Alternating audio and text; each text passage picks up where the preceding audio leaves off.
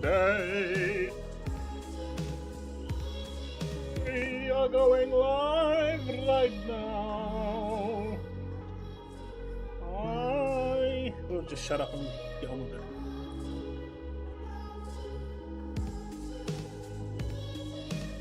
I'm gonna shut up and get on with it.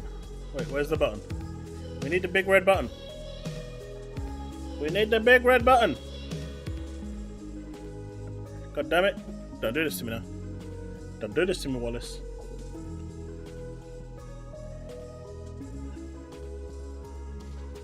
You are so lucky I haven't actually switched it yet. It's not live yet. Yes. I'm sure. Just put it there. It's still on the starting screen. It's still on the starting screen. Now they've all seen you. See, it's all over. It's done. It's finished. I'm joking, by the way.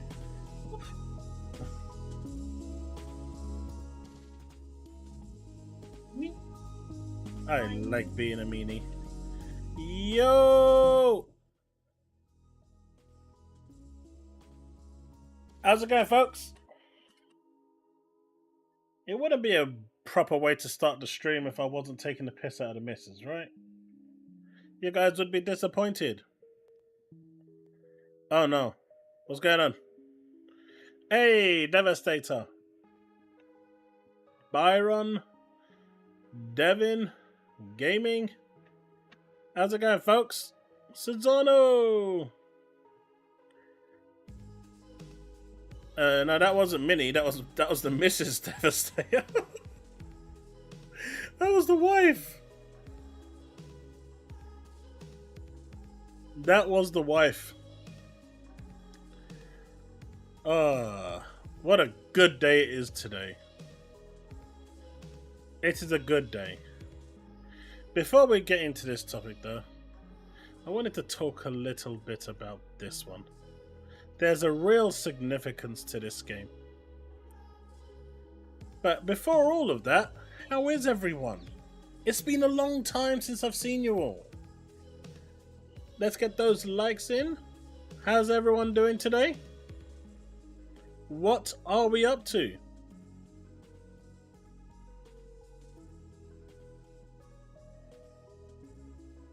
Snowy!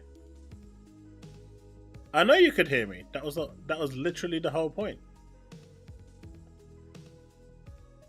Wait, which part could you hear and which part couldn't you hear? That's a really important part. Which part could you hear? You're going to buy Stellar Blade tomorrow? Good lad. It's a good game. I like it.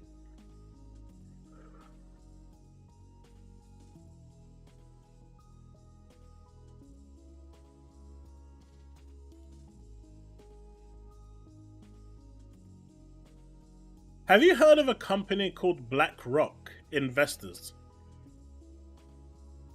So we thought Sony was poor when they went for Bungie, right? We thought Sony was poor when they went to Klarna and got free payment installments and, paid off Bungie in 3 installments with a payment plan. But apparently in order to fund Stellar Blade, they actually went to an investment company. And one of the things that investment company does is they pretty much are pro-censorship. So it actually turns out that it could actually be them responsible for it. People are looking into it at the moment through Reddit and stuff. But this BlackRock investment actually has huge investments into censorship, and they are very pro-censorship. And it looks like Sony went to them in order to get funding in order to pay for Stellar Blade, because obviously Sony's broke and doesn't have any money. So how much of that is actually true is up there, but I would say there's probably about an 80% validity on there based on the documentation and the papers that I've seen. Probably maybe up to around 90%. Now, I did a bit of research on BlackRock, and it turns out that they are very, very pro censorship. Back in 2022, they invested heavily into censorship campaigns and stuff. So why Sony would go to them with a game like this, it makes no sense. But maybe these were the only people willing to speak to them. I mean, a lot of companies are in debt, but no one wants to be in 30 billion debt, right?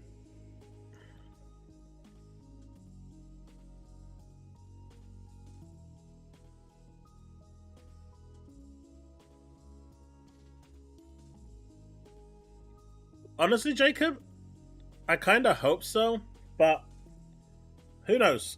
What is it going to be? What is it going to be? Why are people asking people to get Grums trending more?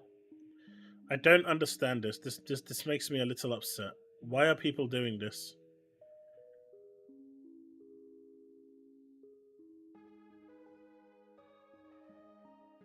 Oh, this one could be good. This one could be good. Apparently, what's his face? Reforge got really upset when he was told that he sucks at video games. That could be quite funny. But does anyone know the significance of this image that you're seeing here?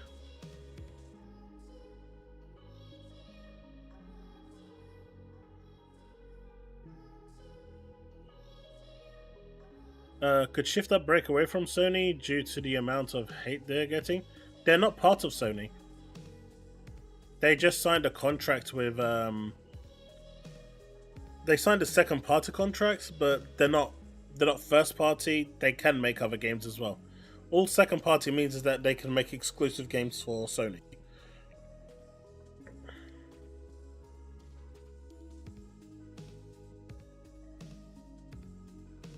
They have a hand in Google, Microsoft, more. It's worth digging, but I don't feel like typing all this. Nah, don't do that. No worries. So, this is a 22-year-old game. It was released in 2002. It is one of my favorite Final Fantasies of all time. It is Final Fantasy XI. And after 22 years, this game, right? This game is still getting more updates than Factions. I just wanted you all to know that this game right now is getting a 22-year-old game is getting more updates than Factions on the PS5.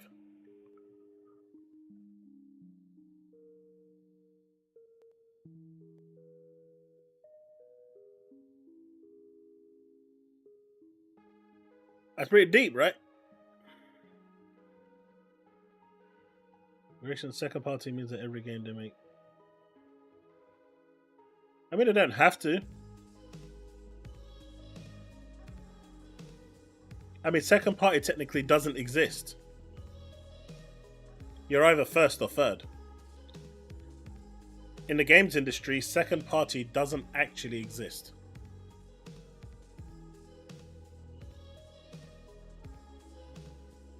It's a made-up concept. All it means is that a third-party studio is making a first-party game that is funded by the first-party game, making it exclusive for the first-party studio.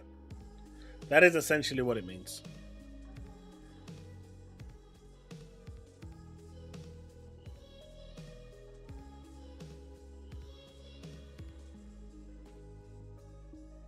See, that's when you know we're a 30k bounty. At least he's worth 10k more than the Grums. But this is when it starts to get stupid, right?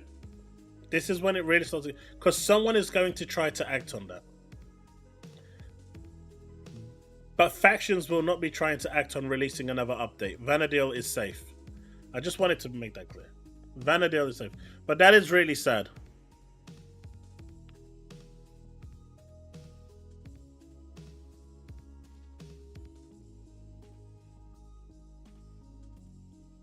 To make an agreement with a company who can't get people to buy any exclusive, let alone can't pay $3 billion for Bungie. At the end of the day, when they were looking for funding, companies, they didn't specifically go to Sony, right? They put a feeler out there that they're looking for funding because they can't make the game. And anyone could have approached them with the big bucks, and no one did. And Sony did. So Sony got the deal. It's really that simple. If Microsoft wanted this game, they could have had this game. It's that simple.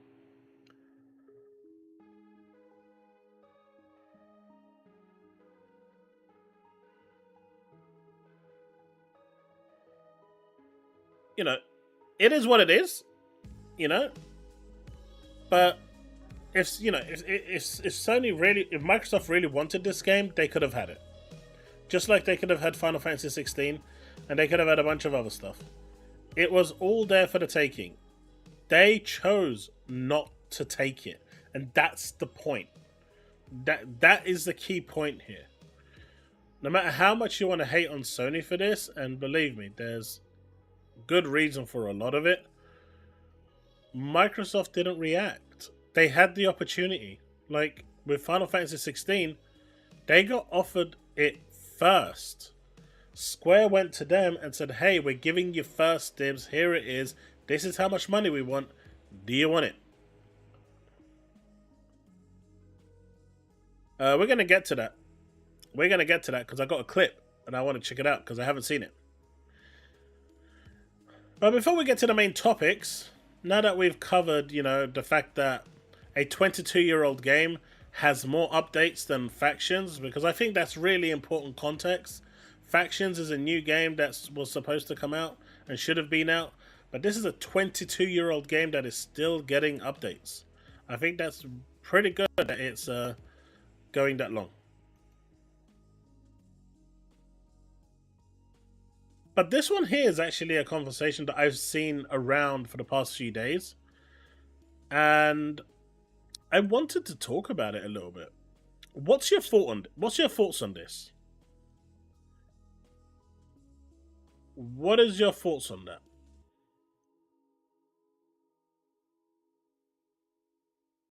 Because if we look at this, Beast of Truth is saying that this is Xbox tax. Xbox One review, PC review, PS5 review. Go ahead and say something about updates being released later. I'll myth bust that as well. But what do you think this is? Do you think this is Xbox tax?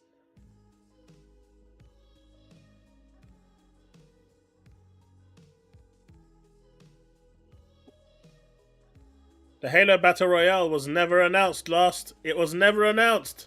I knew someone was going to name that. That's why I worded it very, very carefully. It was never announced. It was talked about. It was maybe being played about inside. But it was never announced. There was never real development done on it. It don't count. Hey, serious?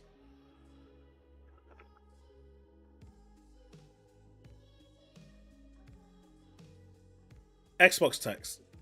I disagree. I disagree. Are you saying... Okay, look. For those of you that are saying this is Xbox tax, just think of it. Just think carefully, yeah? Are you saying that the game that is released, the game that is available right now for Sea of Thieves, is as good as it was at launch? Was it as good as it was at launch? That's the question. Are you saying that the game in 6 years hasn't improved at all, and that the game 6 years ago should have been at 85?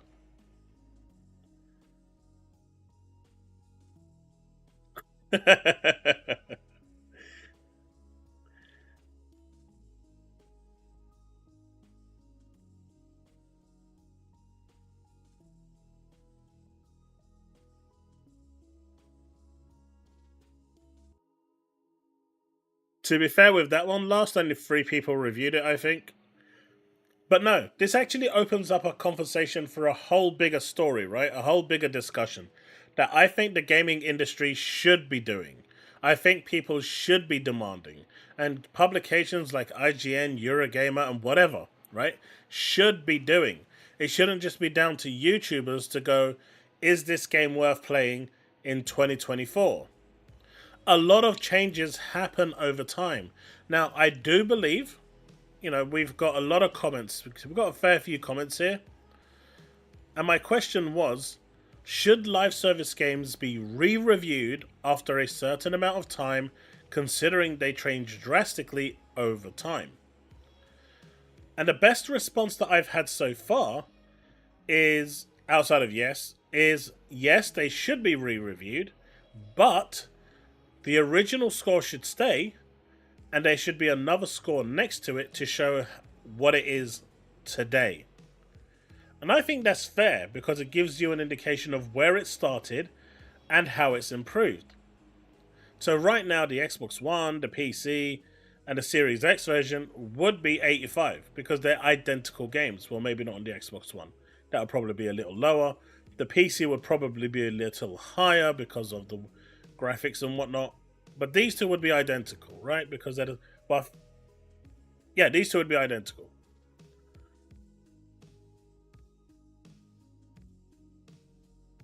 Hey, Dwayne, how's it going, my dude? How's it going, my dude?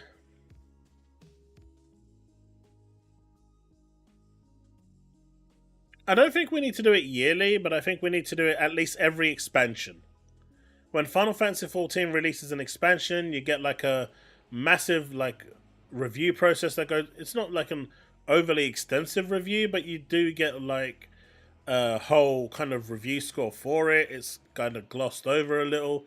When WoW releases an update, everyone's talking about it, making articles and making a review about it. So why not for something like Sea of Thieves, or for Fallout 76, or for Destiny, or for The Division, or for any other game like No Man's Sky even. No Man's Sky, when it first came out, was absolutely trash. But if you look at it today, it's a really good game. But anyone that goes and looks at the reviews for that game is going to see something that just isn't worth buying. But the game is actually improved so much. Hey, JayGaming. Hey, Dwayne, what did you think about my suggestion about you 3D printing a container for me so I can put my stuff in? I don't know how you're going to ship it to the UK, though. That might be logistically problematic, but one step at a time, right?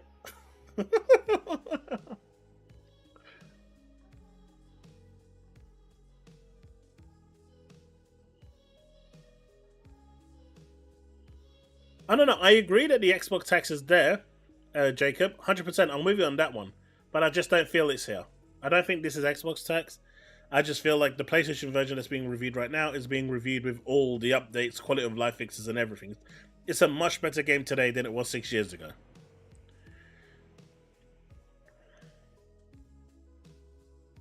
Yeah. That was my thinking too, Dwayne. I'm going to have to get rid of a lot of stuff. Already looking for people to come and buy my fridge, washing machine, everything.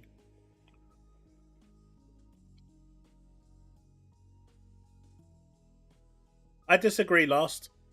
I think Xbox is always reviewed more harshly. When they're talking about the Xbox, they're always referring to it in a different light compared to PlayStation. I'm not saying PlayStation games don't get reviewed harshly, but you will never see a reviewer turn around and say this game is so good that it should be on the Xbox as well.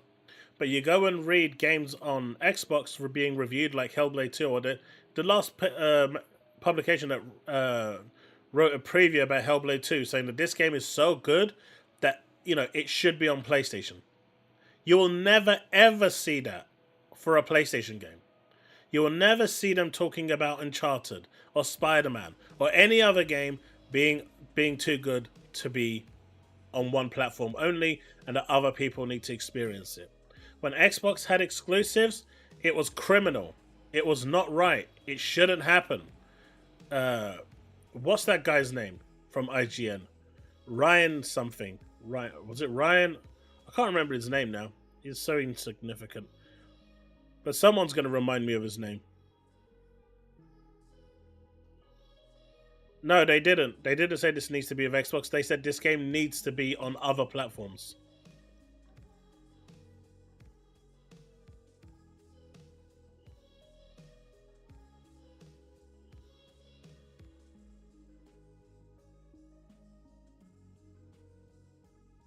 There are so many things. Alright, what are you going to say about the way Starfield was attacked by every single media publication? I'm not fanboying here. I'm just saying what I'm seeing. The way PC Gamer, Eurogamer, IGN, GameSpot all attacked. I mean, they made it look like the game was a 5 out of 10 or a 4 out of 10. Every single article they had was shitting on it. There hasn't been a game being shat on that much probably in the last 2 decades. To be fair, we're going to get to Unleashed. But either way, Either way, I do think that this is a discussion that needs having. I do think that this is something that publications should start doing. And in my opinion, as gamers, as people looking at these games 2 years down the line, 3 years down the line, I think it would benefit them so much. It would benefit the game because they get back into the, excuse me, they get back into the spotlight for a brief period, and they get a bit of a showering for. I need to pick my words correctly here, because if I said the G word, that would have been really bad. But they need to kind of get, I guess, doted. No, that's wrong as well. Okay, I don't know which word I can use without the innuendo going all over the place. So they get their beep, and that's it. They get their spotlight. They get their 5 minutes of fame that allow them to showcase their expansion, get it out there in publications, get it out there to people, and gain some interest. If the expansion is bad, then they can report on it being bad. Like Lightfall was horrendously horrible. But maybe this, the expansions for other games are good, and I think that's a good thing. There was one for Gears as well, Leafstorm, if you haven't seen it.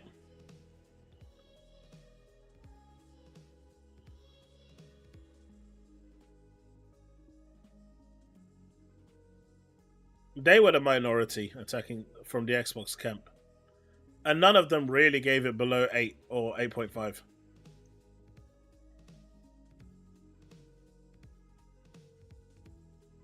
But guys, listen. I don't know if you heard the announcement. But Sony's showcase has been announced. Did you guys hear it? They finally announced their showcase.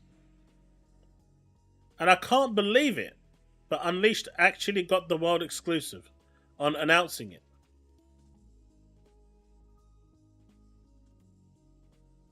He actually got the exclusive in announcing the PlayStation Showcase.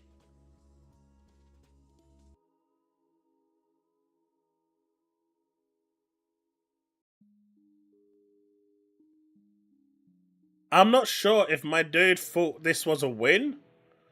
This was him making a bigger ass of himself. I don't know. But clearly, he hasn't had a PlayStation Showcase in such a long time. They're starting to make things up to make them feel better.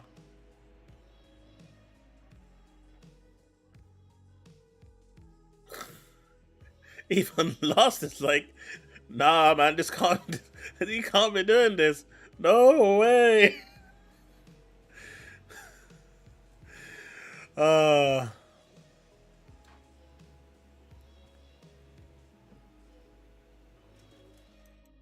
Hey, look.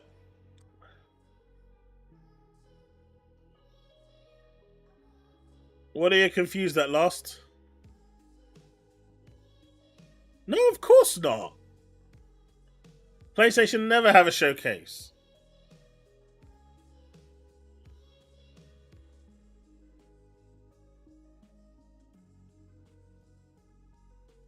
Yeah, he said he's not going to give me the money.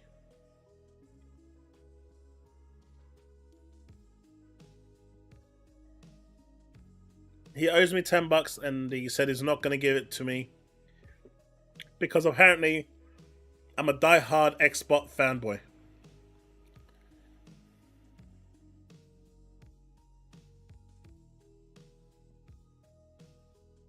I did like the Walkman though. The Walkman was kind of cool. The Walkman was kind of cool. I did like my Walkman with my cassette. Showing my age now, but bussing about with your kind of razor thin headphones that kind of sat on your ears like from the 90s. You thought you were hip and cool just because you had a Walkman walking down the street, and then everyone just looked at you and said, so, my headphones. And then you start legging it.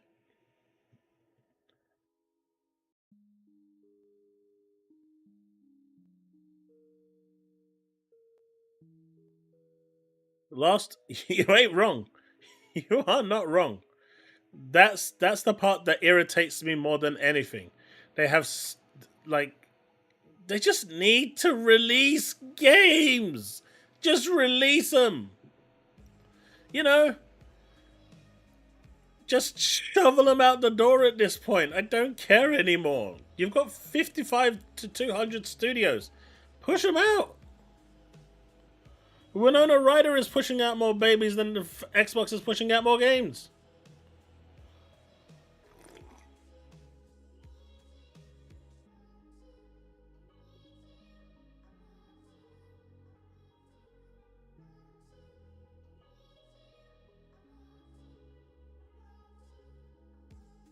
I mean, the idea Xbox, people were taking that seriously as like a proper AAA showcase. Have you seen the way the ponies are acting with that one? It's hilarious. Mate, there's only so much you can let them cook before they start burning.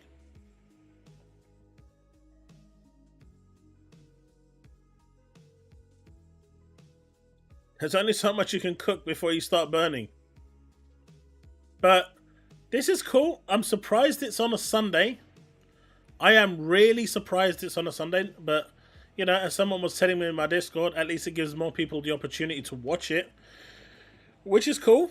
Normally you have these on like a Friday or Saturday. But they seem to like that 9th day a lot. So that's probably the reason. It must be some lucky charm for them.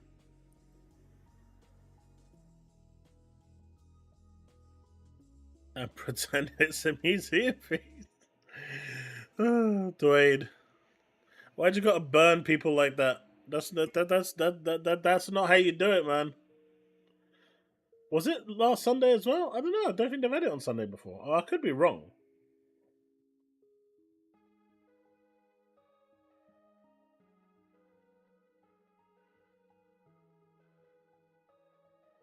Brandon, don't get me started with the council. After my discussions with them today, I am livid. They really, really screwed me over today. And they've given me 2 weeks to try and fix it. 2 weeks to try and fix a problem that they said was sorted. They confirmed was sorted. And then they send us an email today saying we're on our own.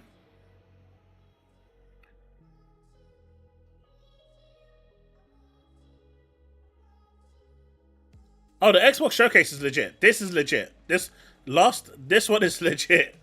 Now, what's interesting with this one, right? The Sunday June 9th, which we will be streaming, I hope we will be streaming if I actually have a place to call a home, because that's now up for question. But hopefully, this will be something that I'm looking to stream on the 9th. But it's the double whammy that they're doing.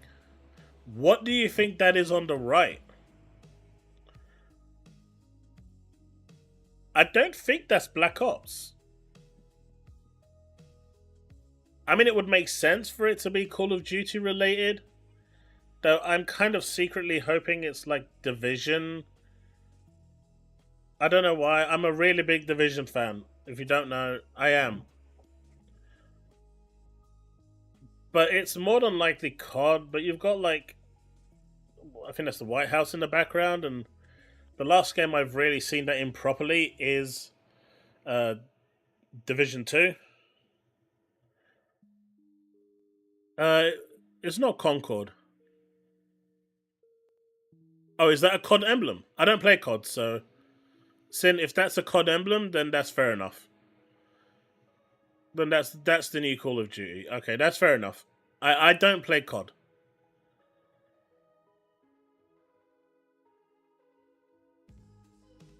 I don't play COD, so I wouldn't know.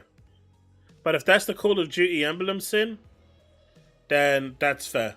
That is very, very fair. That's what I thought, gamingSrush. I thought it looked very much like The Division as well.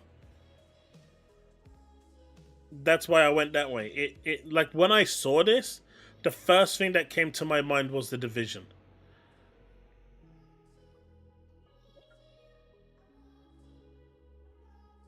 What do you think? Heartlands could be exclusive to Xbox?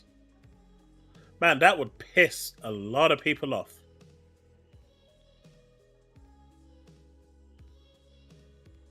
Hey, chat, we got a funny one in chat. We got a funny one. Don't read his t-shirt either.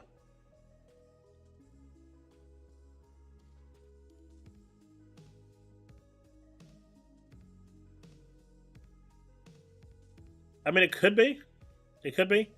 But it's going to be a double whammy. So we've got the showcase, and then immediately after the showcase, we're going to have this direct.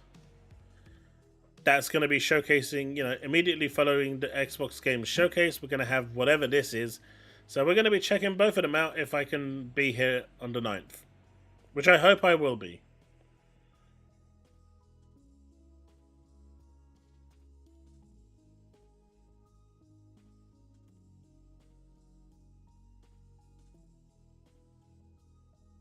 Would I play? Play what?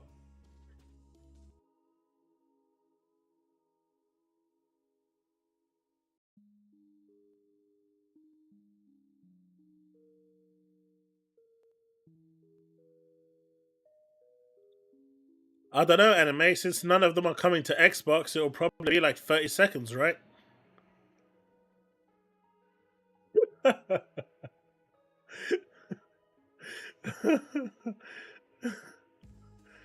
Or are you asking in anatomy? Because I can totally get if you're asking that as well. I can't reveal how long it is, if that's your question.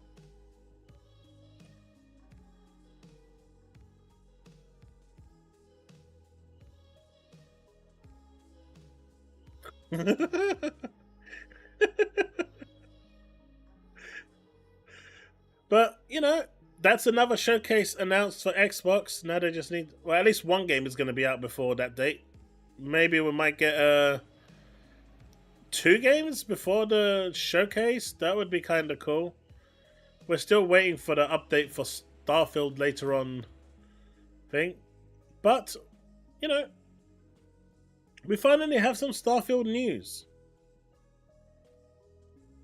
All bullet points with Todd Howard interview. Shattered Space DLC in fall. Hopefully they'll make it in time for that. Like I said, it was supposed to come in February, but I heard it was coming the first month of 2025. So December, January, it's about right what I heard. No plans to retire anytime soon. City maps and shipbuilding soon. So it looks like the city maps and the shipbuilding are going to be in the smaller update that's coming. So that's kind of cool. So that's something to look forward to. I think the biggest one is this one here, right? New display modes for console.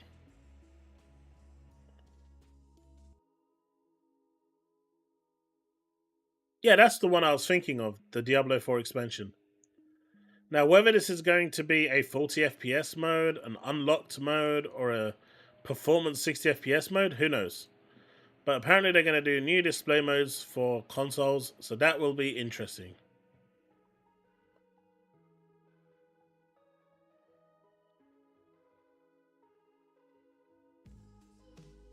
Let me see if I can pronounce that name correctly. Ulf Hedner? It's a running joke with anime compilations. He keeps saying it's never coming to Xbox.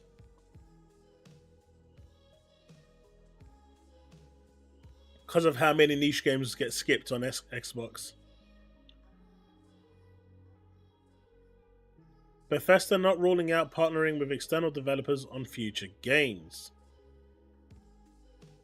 So that's kind of cool. We've got finally some updates. Of course, Greg didn't take any... he didn't miss a beat when it came to insulting Todd Howard by accusing him of changing the law and all of this and all of that. And basically going quite offensive at him. He wouldn't do that to his Sony overlords, though.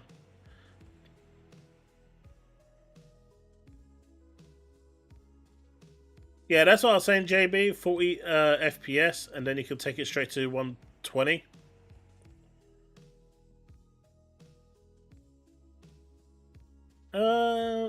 I'm not quite sure about that.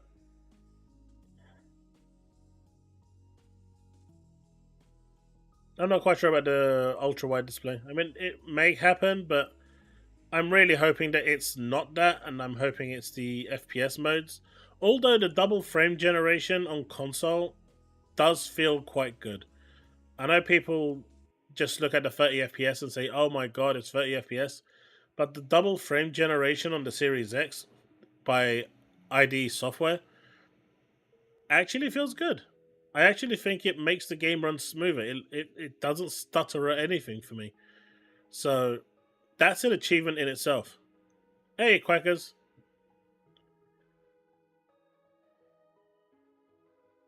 On the topic of retirement, in an old interview, Todd did say he greatly respects Shigeru Miyamoto and wants to work on games forever.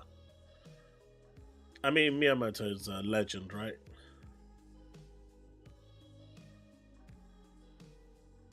I just didn't see the reason why this dickhead had to insult him in an interview. Like, he actually, Todd actually, I mean, I'm not sure if you've seen it. I don't know if I've got the clip. I know someone sent it to me, but it was like, let me see if I can find it. And Todd did well in, responding back and correcting him. As a Fallout 5, a new... No.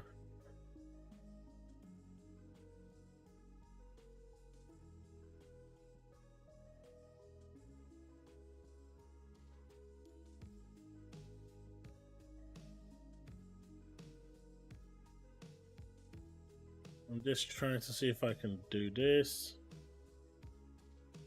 As a Fallout... Okay, so that might work.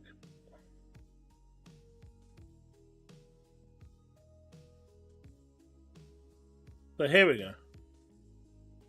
Let me know if you can hear anything.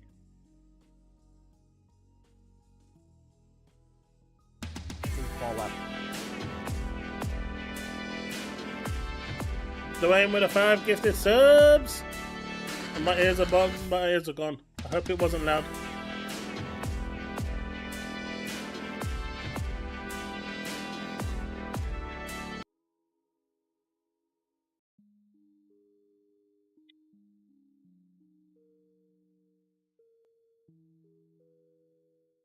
Alright, we have 5 gifted subs.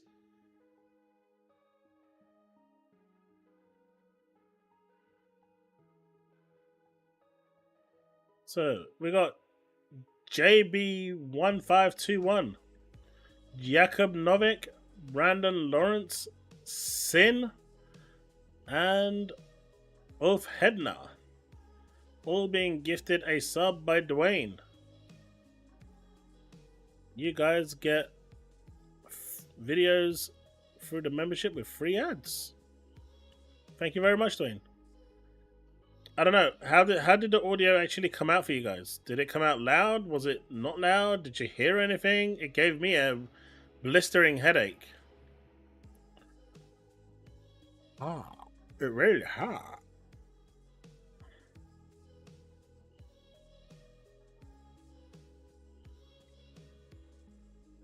Alright. So hear this out, right?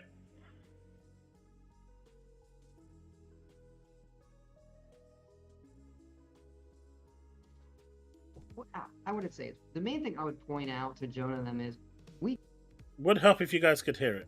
As a Fallout 5, a new story, not just an adaptation. And here, Todd Howard expands on that to describe him really encouraging evolution from the show.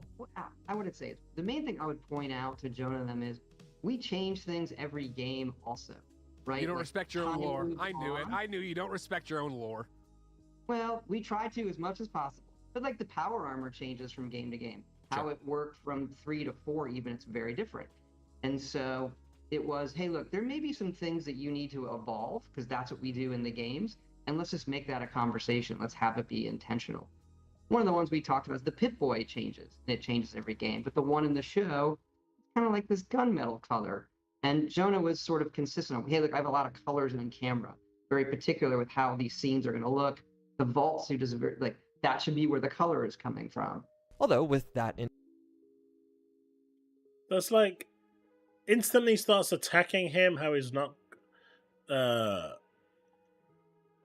respecting the law when they're respecting it as much as anyone.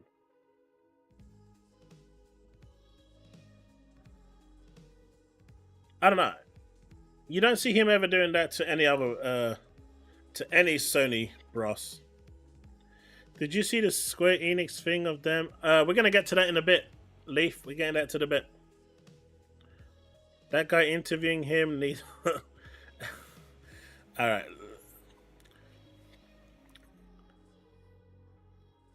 What? And on the back of that one, you know, on the back of that interview, when Todd said that other parts of, you know, publishers can potentially look at some of the games making Fallout spin-offs, New Game News immediately jumps on the bandwagon. Bethesda, it's time to let someone else make Fallout 5. I thought Fallout 4 was a good game.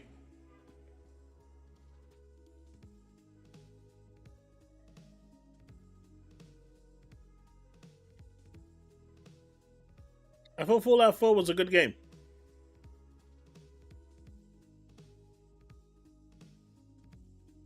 Like, do people like Fallout 4 or they don't like Fallout 4?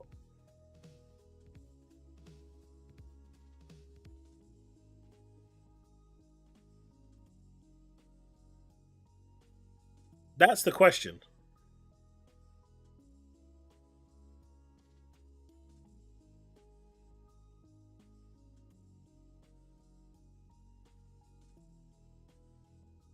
You're still on the special screen? Oh. But what is wrong with Bethesda making Fallout 5? I mean, this is like saying it's time to let someone else other than Insomniac make Spider-Man. That works for Sony. You'd never hear anyone saying that. What has Bethesda done wrong with... Like, what did they do that's so dirty to Fallout series that they now want Bethesda to move away from the Fallout series?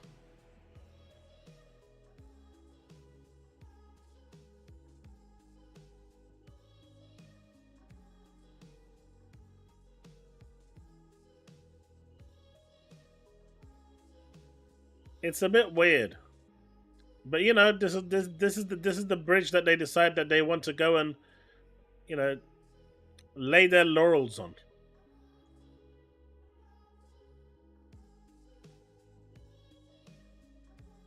I just thought it's weird. I mean, if it actually makes the game come out before 2035, maybe that's possibly one reason that they might be saying it. There's no article for this, so I can't really go into it. But, because, you know, there's still Elder Scrolls 6 to come, and I would like to play that. You know, I know I'm not going to get to play it, but I'm hoping my kids' kids will eventually be able to play it. Maybe. Maybe I'm just being too optimistic.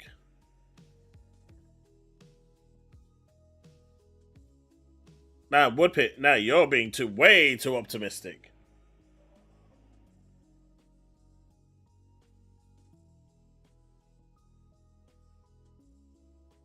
Here's me thinking 50 to 100 years is me being optimistic. My dude is going less than 20 years.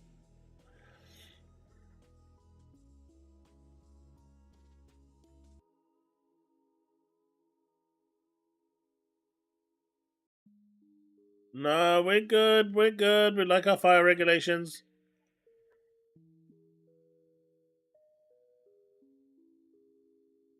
They say if this is how Starfield came out, we can't trust them with anything else. But Starfield came out in a pretty good state, no? What was wrong with the state that Starfield came out?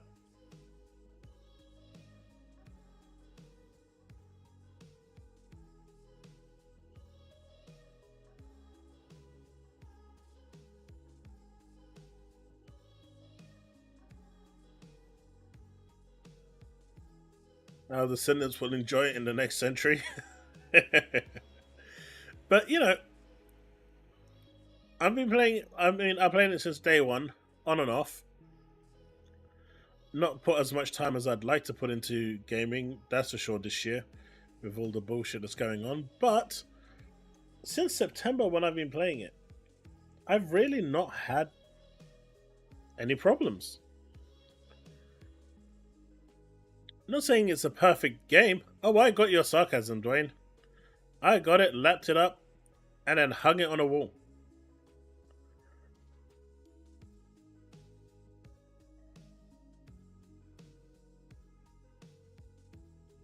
But no, because I've seen the problems, right? I'm not oblivious to the problems. But just because a few people have problems, it doesn't mean everyone is having that problem. That's my point. You know, if one person has a problem, that same screenshot or video gets posted around 1 million times, but you never hear of the people that are actually having a good time and not experiencing any problems. You just hear of that one dude in an isolated area who probably was kicking their console left and right, or has a PC without any case that's trying to run it with like hacked mods or something and then breaking it.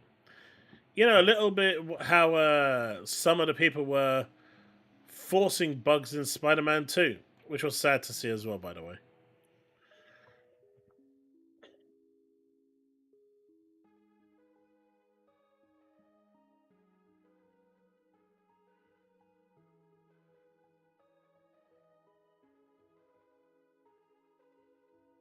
I'll agree with the generic NPCs. I haven't really seen that many interesting ones. I kind of like the exploration of the planets, but then again, I like space travel, right? So I liked being able to explore stuff and then occasionally finding like a little gem or a little pot of something, or just running into a settlement that I didn't know existed, or running into a cave and there being NPC in there that needs my help, or running into something and then finding like a huge creature that I had to take care of that I wasn't expecting, and I'm in a position where I don't have enough ammo to fight it, then I'm running for my life. You know, I like that sort of thing, but that's me.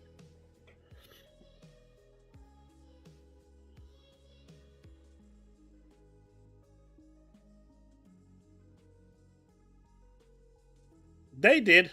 They had issues. They had issues. I can tell you they had issues. I know for a fact they had issues. I also know for a fact that they couldn't tell you that they had issues. Take that as you will. I'm not going any more into that than what I just said. I've even said too much. You can take that as you will. You can read between the lines. Do what you must.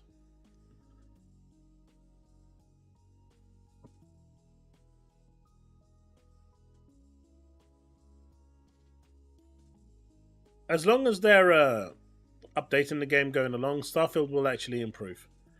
But you know, this is I'm really curious to see where the game actually goes from here, because the Shattered DLC is supposed to be focusing around the Varun, the Serpent King, and really nothing is really known about that clan at all. They're the only faction that we really don't know much about. They kind of went into hiding and exile, and they isolated themselves from everyone. And I guess now's their time to come out. They decided to try and intervene during the colony wars, and it didn't go well for them at all. And after that, after trying to help and intervene, things went really bad. And well, you know, history is history, right? They said, fuck this, I'm out.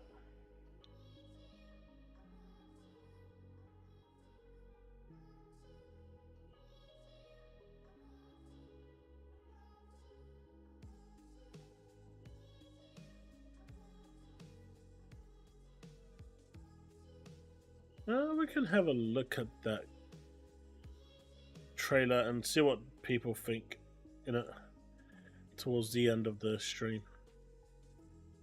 Brandon, I see you I see you tagging me.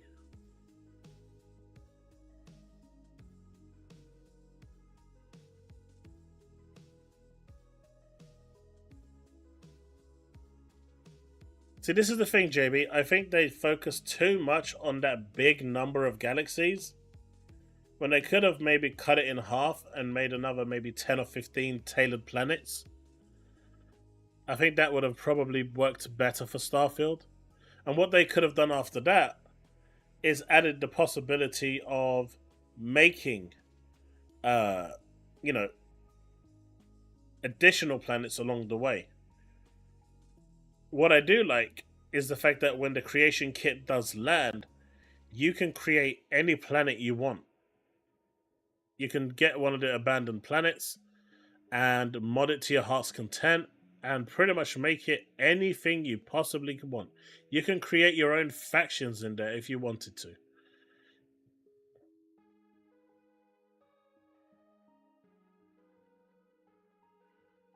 Alex's history is rewritten to suit an agenda. That is always the case. Do we get to kill Snake God in Shattered Space? Who knows? I don't think there is a Snake God. But it would be kind of cool if there was, especially if it came out of nowhere and started going, "Rah, I'm gonna kill you all." That would be kind of good.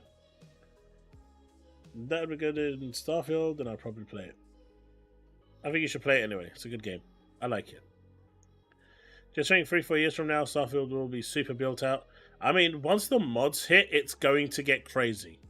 It's really weird to think that the mods are going to make such a huge impact, but they really are. And that's the crazy part.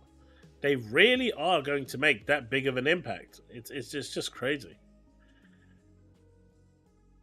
But, you know, it's great news that we finally have some news, and I hope you enjoyed my video on Starfield today. And later this week, we're going to get more information on the smaller update, which will cover city maps and building. I'm hoping the building will actually allow you to make like a cargo bay for your ship. And if it does allow that, then vehicles are pretty much confirmed for Shattered Space. That'd be kind of cool.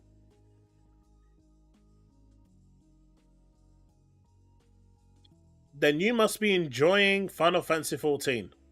Hey, Mr. Zach, how's it going? Starfield Online would be really cool. Like, that was probably one of my biggest disappointments with Starfield. I really wanted it to be co-op so we could fly around and explore the game in 2 players. I think that would have been so damn cool.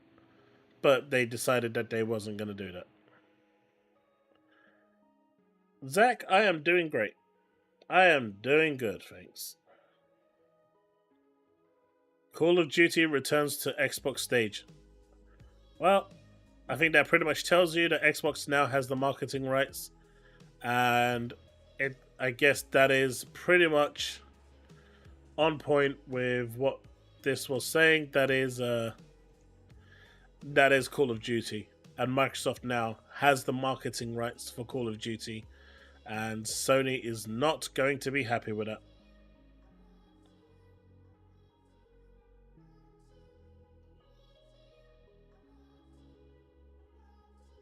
What, you can now build dreadnoughts?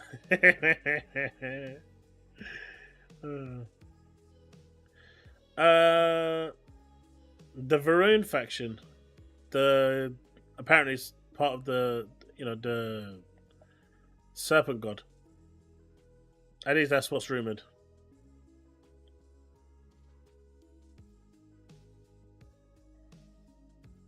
That is cool, Byron. I mean, if you're loving the Realm Reborn, which is give or take the weakest expansion out of all of them, when you get to Heavensward, it is gonna blow you away. Not like that, I mean metaphorically. Not even metaphorically. You know what I mean. God, there's so much innuendo in everything I say today. The ship you build is super bad, as if you... I know it's COD on the right, but does look like the Division logo, especially as it's Washington DC. That's what I said. That's what I said. But it was this tab here that I was just looking at. Xbox Showcase, Call of Duty returns to Xbox stage. That's what gave it away to me. That basically says it's going to be Call of Duty.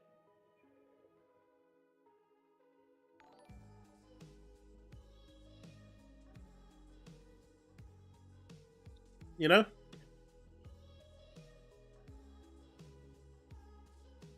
But for those of you that like Palworld, June's update is coming. And these are the new pals that will be coming to you this summer. Let's put the volume down a little because I've been copyrighted enough this week. I don't want to be copyrighted anymore. I think this was the one that actually did copyright me. So let's full screen that.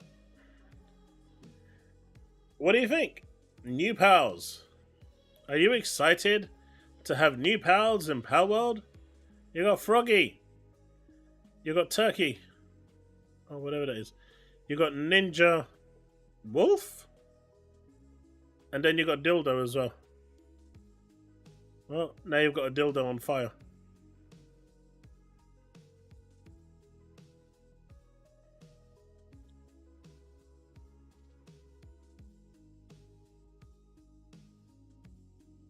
Where's replaced? Replaced was taken out and replaced with time. That is one game that has literally disappeared. No one knows where it's gone. It's weird. I was so looking forward to Replaced, and that game just literally disappeared. Palworld Summer Update seems kung fu. It does, doesn't it? Oh, by the way, for those of you that are interested in Shifu, it is currently on sale. I'm not sure if it's a 24-hour flash sale, but on Xbox, it is on sale right now. If you are interested, I've heard it's actually quite cheap. So if you're interested in smashing your head against the wall on something really difficult that could give you a dopamine rush when you beat those bosses, now's your chance to get it. It's a good deal.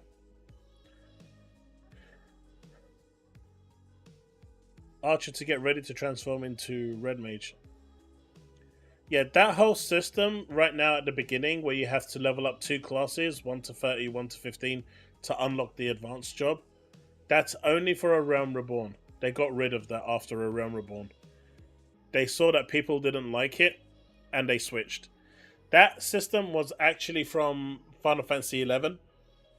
They incorporated it from Final Fantasy XI where your sub job was essentially half your main job, and you needed to get certain jobs to certain levels in order to unlock the advanced jobs. So they tried it with Final Fantasy XIV 1.0. That's a legacy item that they had there. They didn't bother changing it. But later on, they experimented with Summoner as well. But essentially, I think after Heavensward, I think from Heavensward, yeah, or maybe halfway through Heavensward, every job that you unlock, you just unlock. There's no more leveling this and leveling that. But this one is interesting, right? They said it couldn't happen. They said it wouldn't happen. They said the Switch was not capable of doing it. But apparently a Switch version of Hi-Fi Rush has been rated by PEGI, the UK age restriction, for release. So it looks like Hi-Fi Rush is going to the Nintendo Switch.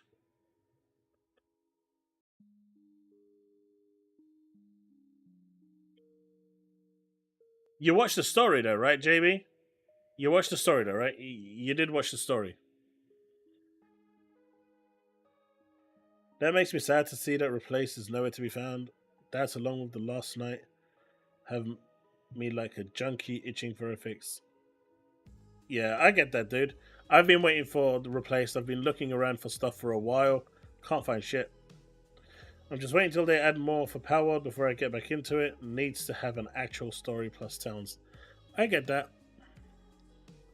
That wasn't for me. Chaos, do you think Square Enix would bring over Final Fantasy XI to Xbox and all platforms? No.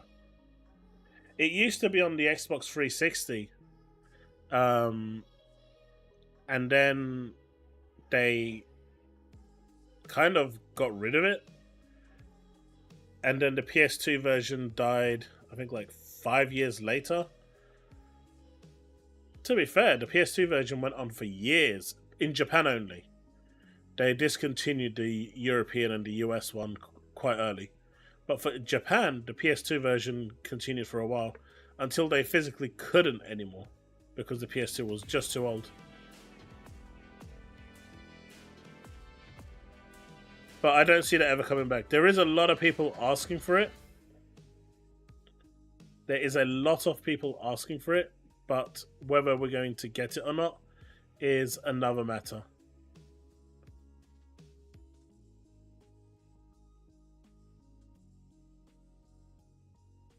Hey, Kieran, thank you for the sub.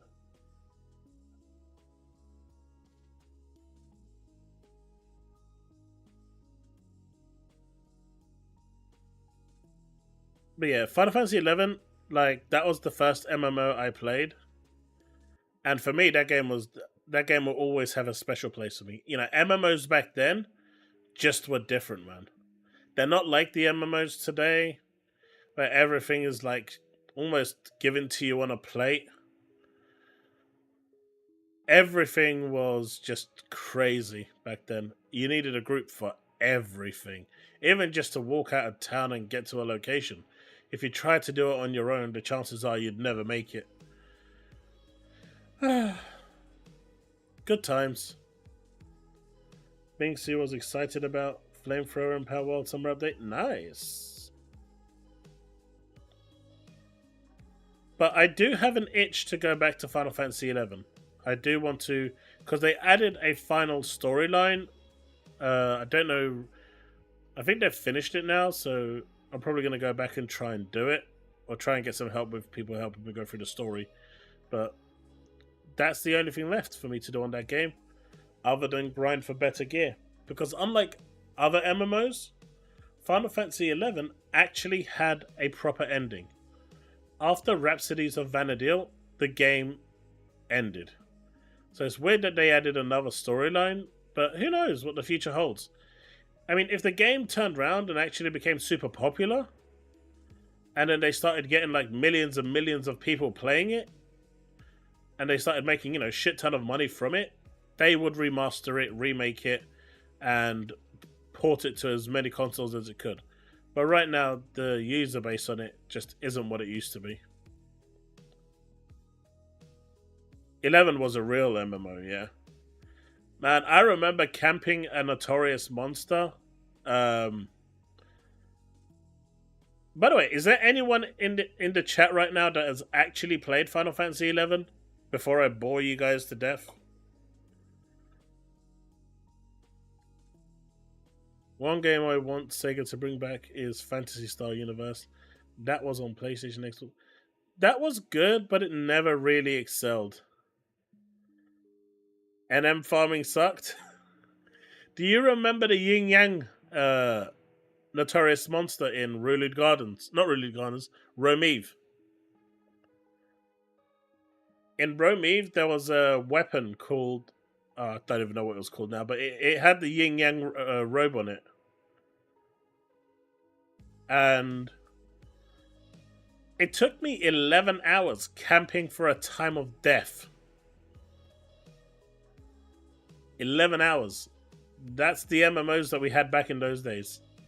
11 hours I had to camp for a time of death.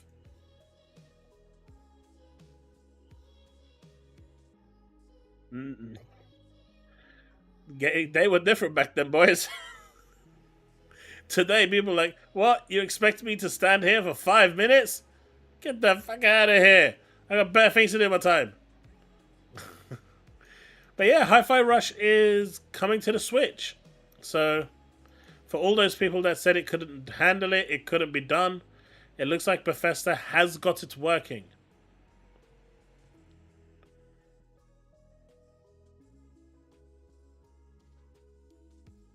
So now let's move over to Stellar Blade, because this one is doing the rounds at the moment, and I want to open up with this one because everyone was saying that I sucked at the game, right?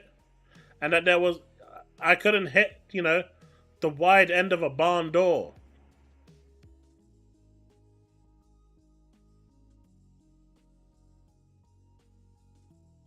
Switch 2 launch title. But just check this out. This is the input delay that's actually in-game right now.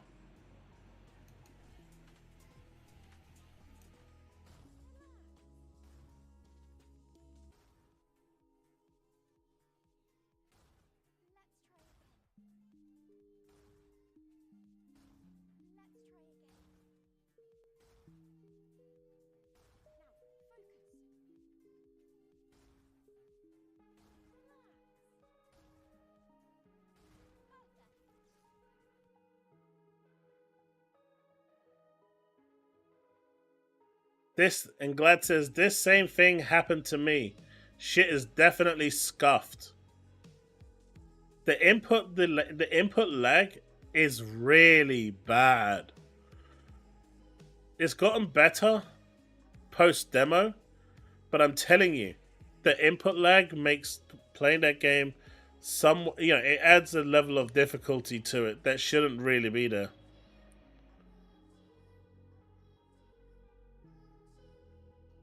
I mean, Harmon himself is a lie. He doesn't exist. The guy's a toolbag.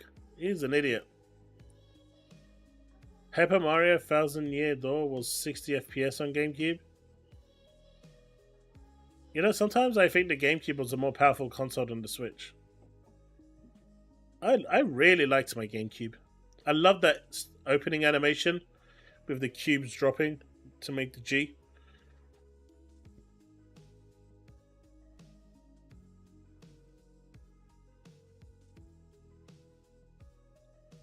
But just trying to see the boomer jiggle for longer. It's really sad that this game actually has a good gameplay mechanic to it, but all people care about is watching her being sexualized. I mean, I get it, that's what the game was sold on, but there's actually a really good game underneath there. And it's sad that people only focus on the aesthetics and not what the game is. I mean, once this game goes onto PC, people are going to see real stuff. I posted Harmon vid in suggestions. Okay, I'll check it out.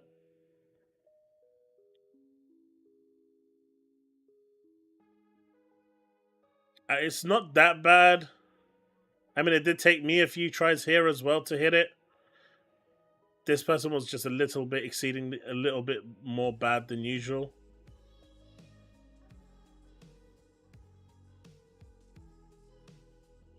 Oh no, Diablo, the developers have admitted that the input delay was bad. They've admitted that the input delay was bad, and from the 1.0 version that people are trying to play at the moment, which has worse performance, a lot of input delay, no new game plus, quality of life improvements, general optimization, all missing, but they're wanting to play that version so they can get to see some anime titties. And they're not even seeing the whole of the titties, they're just seeing the middle part here, a little bit on the left and a little bit on the right. So the next time they turn around and say that they want to sacrifice they would never sacrifice performance, just remember that Stellar Blade made them sacrifice performance, optimization, and quality improvements.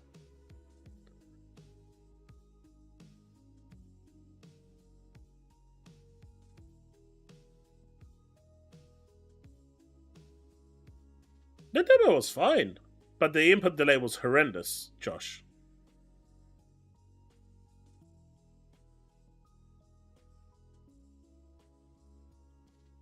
I mean, the 1.0.0.2 update has fixed a lot.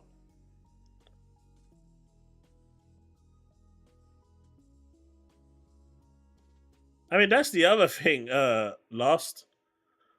You know, you often see a lot of PC gamers saying how they're superior and all this, and then you find out that they're running like a 960 graphics card or a graphics card from the 1800s.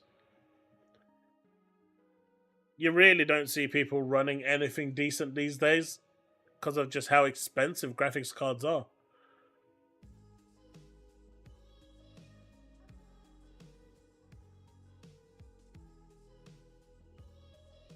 Or you've got some people that I know, actually one in particular, who has a 4090 graphics card and plays on a 1080p monitor. You know, if I say this enough, they're probably going to go and buy the monitor. How do you have a 4090 graphics card and play on a goddamn 1080p monitor? Chap, tell me, how is that even possible? How is that possible? That is not right.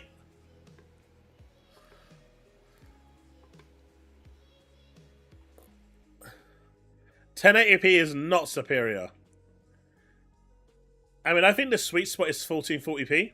It gives you great resolution and optimum performance. Like at 1440p, I can get like anywhere between 120, depending on the game, to 240 FPS. And yes, I can tell the difference between 60 and 120. It's actually really easy to tell the difference. Between 120 and 240 gets a little more difficult, almost impossible. But it's still nice to see that big number. At 4K though, I do start to struggle to hit above like 70, 80. And I can't hit that 120. So for me, I would much rather be playing at 120 2K 120 than 4K 60. But if I had a 4090 now, that wouldn't be a problem, right? Hint, hint. No, just kidding. Oh, shit. Oh my god. Oh my god. My dude got called out in chat. Oh, shit.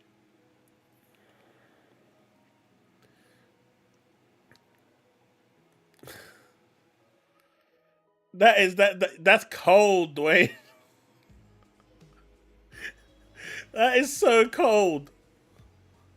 My dude got thrown under the bus. I didn't even name names. Dwayne decided that he wasn't going to take no prisoners. He chose violence today. He went all out. He just said, fuck this shit. He was like...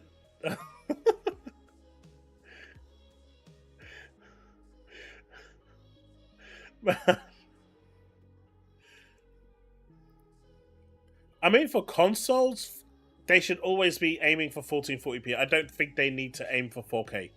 Aim for 1440, and then, you know, upscale it if you need to 4K. Get that 1440p down to a T. Don't worry about 4K. Consoles shouldn't be looking at 4K if they're trying to push graphics so hard. They're just not going to do it.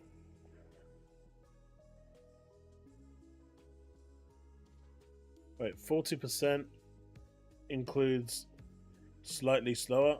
Magicyedon.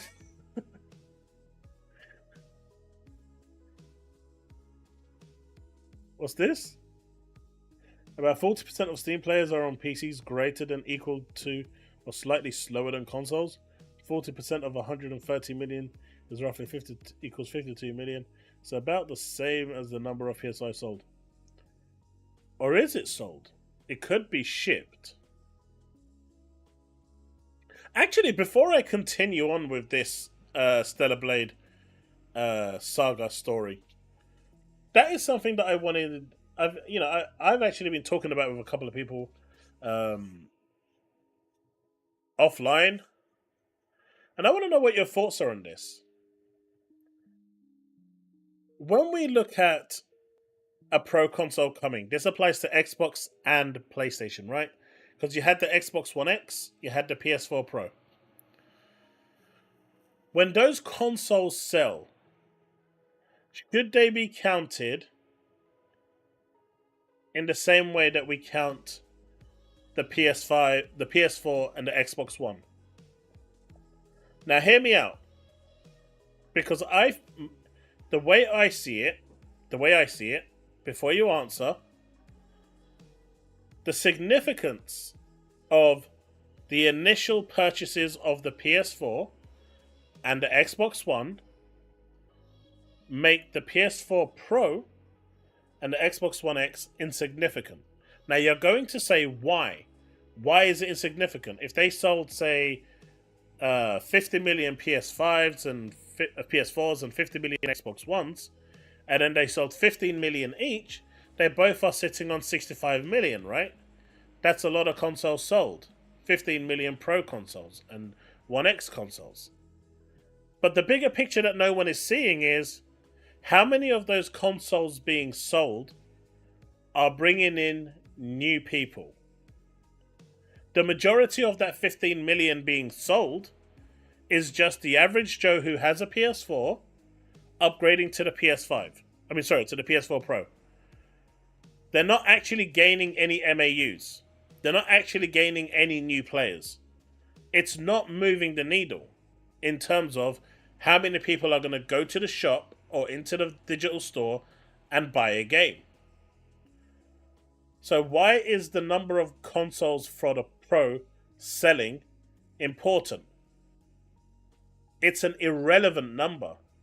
Statistically, the majority of the players, I would say easily 95% or more, is going to be people that have a PS5 that's going to upgrade to the PS5 Pro.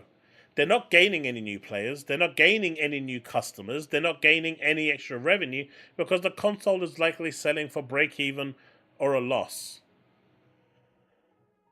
So, is that really bragging rights? And this would apply to Xbox as well, should they be releasing a mid-gen refresh. This is for all mid-gen refreshes. Is it really worth even talking about when it comes to how many units they sold? Should they even count in relation, considering the amount of people that are actually buying PS5 Pros for the first time are probably in the region of about 1 to 3%.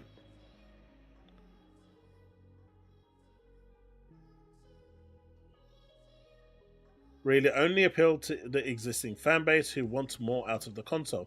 Bingo. So is it really important?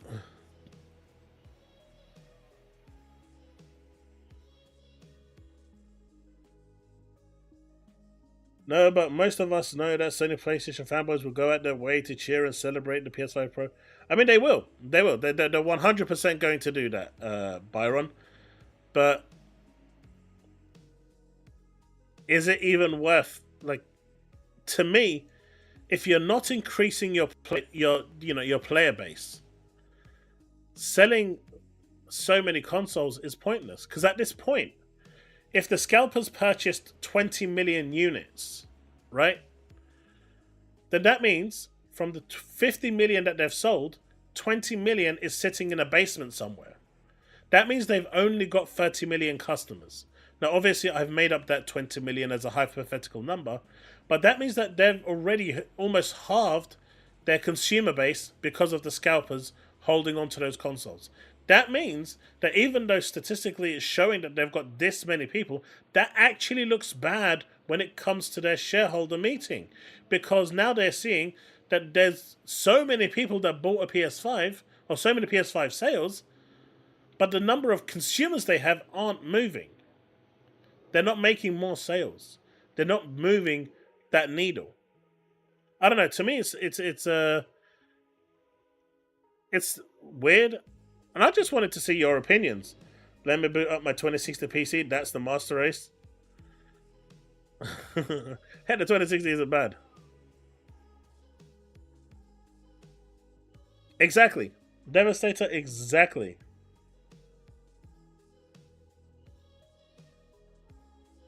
It's more meaningless in context of new owners, Though that has to be normalized, and I don't know if that's possible on my end. I mean, I can't see it being... There's no way for them to see it, but realistically, you know, there's going to be no real way for them to differentiate. But statistically speaking, it's just not... You know, anyone that's got a... The only people that are really interested in a PS5 Pro or a PS4 Pro or an Xbox One X are those that have the Xbox One, the PS4, or the PS5. The average person isn't one day going to wake up and go, oh man, look at that. They just released a Pro version of that console. I'm going to go buy it. The average Joe is not going to do that. If the average Joe wanted a PS5 or a Xbox Series console, they would have went and had one already. And then they would have upgraded from the Series console or the 5 to the Pro or X version. But don't these companies always fudge the numbers to seem more impressive? But that's the point. That's how they're fudging the numbers. That's exactly how they're fudging the numbers. You see, a lot of people upgraded from the PS5 to the PS5 Slim. So they got a bunch of new sales in for the Slim. But the number of players that actually went through from PS5 to Slim, I'd say it was probably around 70 to 80%. They did sell some consoles after all, and they sold the Slim one, and they're still selling the Slim one. But I'd say about 75% of those buying the Slim were upgraded from the PS5 base model. That means 75 of that 100% is not new customers. So they're not really moving anywhere. They're not going to be able to sell more PS Plus, 75% more PS Pluses. They're not going to be able to spend 75% more games in their stores, or physicals, or digital. They're not going to be able to do anything with that 75% because they're pre-existing customers who are basically just buying a new hardware, probably at break-even or at a loss. Now, the 25% is going to be making them money. Those are new customers. But when you're looking at the Pro, that changes even more.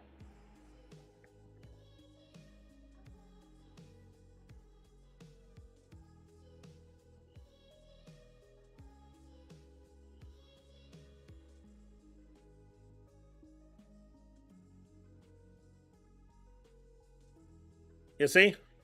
My dude knows when there's someone intelligent streaming. My dude knows. Wait till you realize you can't tell the difference between 120 and 900 FPS. Like I said, between 120 and 240, I can't tell the difference. But 60 to 120, I can. And I tell you what. You know what? Last is... I can actually prove Last wrong. I can prove him wrong. And Last, I got you. I got you, buddy. Play a game, 900 FPS chat, if you can. Play it. Play it for 20 minutes. Then go back to 30 FPS. If you can't tell the difference, and then go to 120, you'll see a big difference. You'll see a big difference. You see, Last? There's always a way.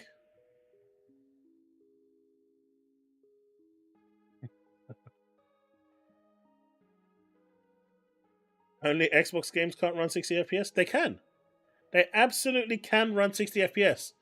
If you put two Xbox Series consoles together, run them at the same time, put an elastic band around them, it's combining the power of two Series X consoles. At that point, the 230s become a 60. Once again, I've proven you wrong. Mate, I am on a roll today. I am on a roll. Power of the elastic band.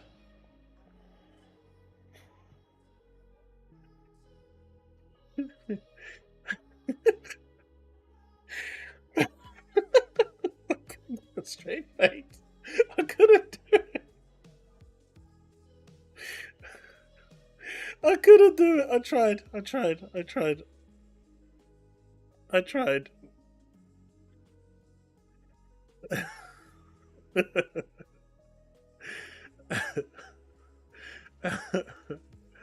Alright, let's look at what this Muppet is saying. Because apparently he gets really wound up because someone said he sucked at a video game.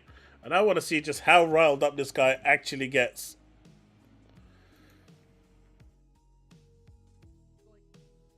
I've already aged out, and not just aged out, like my palate has changed. So the question is, have I been replaced?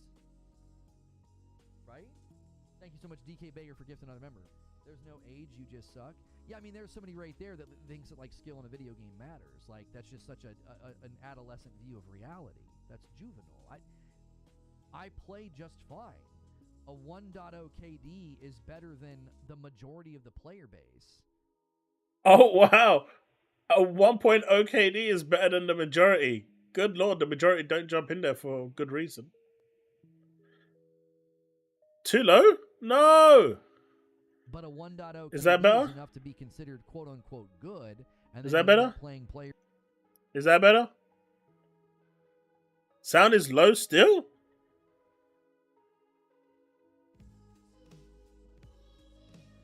Who just know life the game, and it's like, how about now? Dude, I'll go play something else. I play video games to have fun, not put on a sweatband and try to get good. Like, the people that take some weird sense of pride out of... Okay. Let me rewind that. My dude is getting really upset. This is funny. So, like, I've already aged out, and not just aged out, like, my palate has changed. So the question is, have I been replaced? Right? Yes, you have. Thank you so much, DK Bayer, for gifting another member. There's no age, you just suck. Yeah, I mean, there's somebody right there. Oh, shit. There's no age, you just suck. Oh, shit. Oh, shit.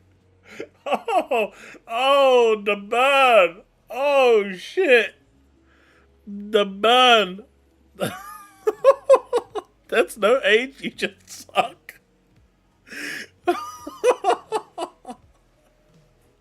Oh shit! Oh man, that's skill bad. in a video game matters. Like that's just such an adolescent view of reality. That's juvenile. I play just fine. A 1.0 KD is better than the majority of the player base, but a 1.0 KD is enough to be considered quote unquote good. And yo, chat, is a 1.0 KD considered to be good?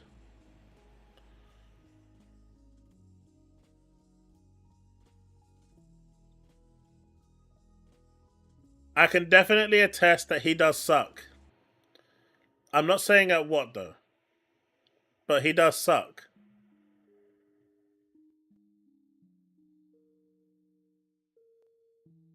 I know he tried to redeem it there at the end.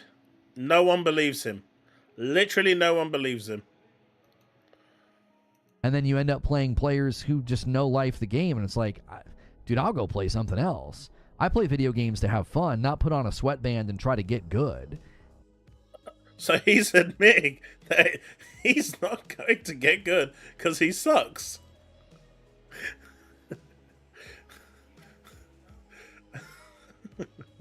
Like, the people that take some weird sense of pride out of their skill in a video game, if that brings you joy and satisfaction, great. I don't care about that. I have other things in my life that matter more than how good I am at a video game. Like, to me, that would be like bragging at how good you are at the game pickup sticks. I'd be like, yeah, no one cares about that. You know? That deflection is pretty good. Damn, Ozzy. You went for the kill, dude. You went for the kill. You know what I'm saying? There's always somebody better than you. Unless you're the best player in the world, no one cares. You're just...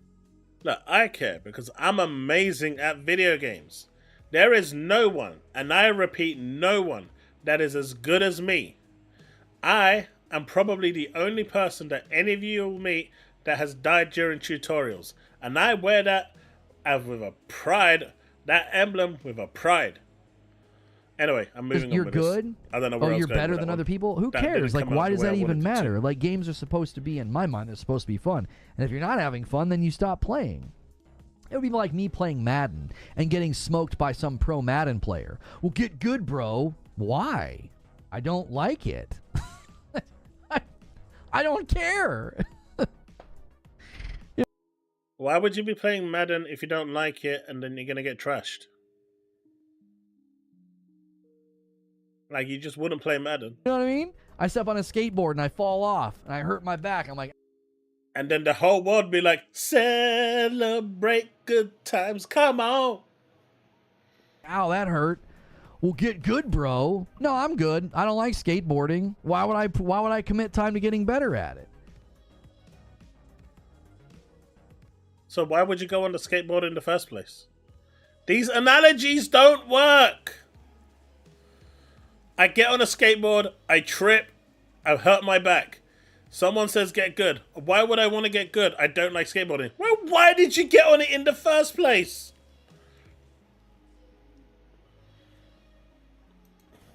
He's right. Have you considered not sucking? Right. Right. Oh, good lord, man. Good lord. But chat, now we get into the... Yeah, he doesn't run a show about skateboarding. Guys, have you seen this? Have you seen this? Alex just want to sell PCs for Xbox to and make money. Now, I actually like my PC. My PC was sponsored to me by Dwayne. And, you know, I used to be a full-on console gamer until he sponsored me my PC that helps me make content. And, you know, I'm ever grateful for him for doing that. So, you know, massive thanks, dude. But, you know, being able to just max everything out and see things looking so nice and running it at like 120 FPS, it's a different satisfaction. But I still like my consoles.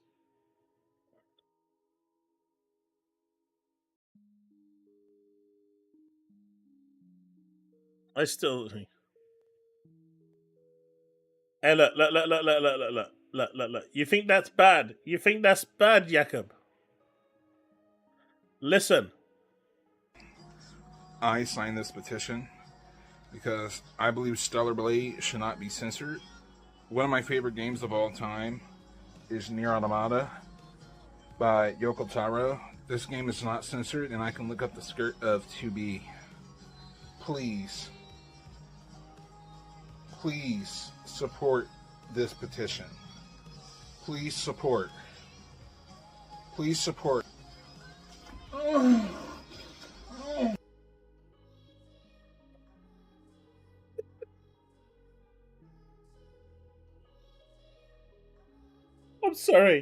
I'm sorry. What the was that?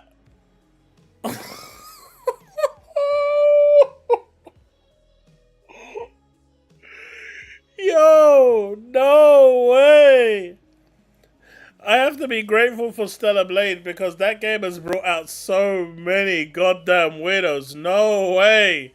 No way did my dude do that. Record himself and then post it.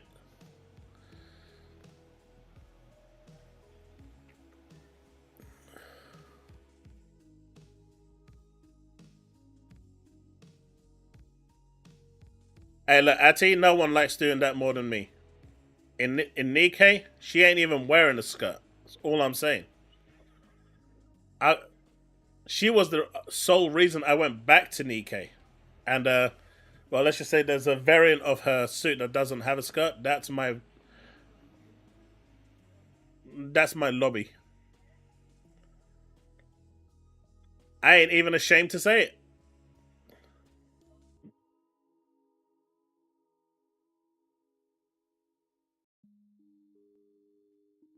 Difference is, 2B is sexualized, Eve is 100% as if she sexualized the game wouldn't get hardly any traction. But this is crazy, right? This whole... look at it! Look at all of these weirdos!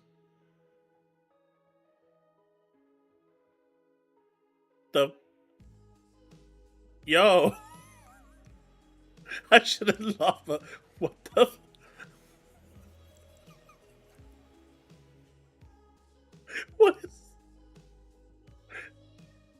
Is that?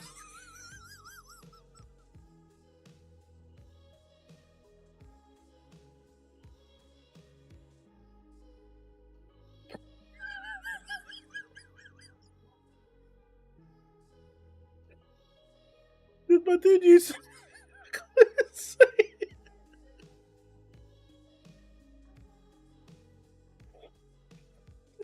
Did my did my dude use AI to render his face?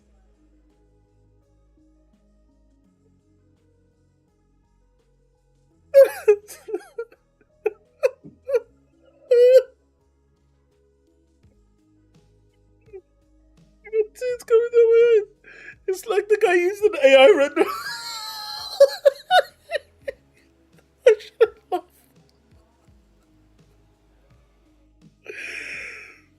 Oh my god.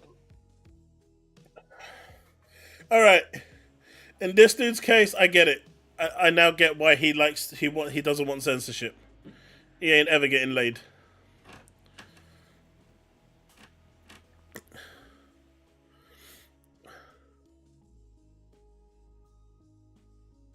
What's this guy saying?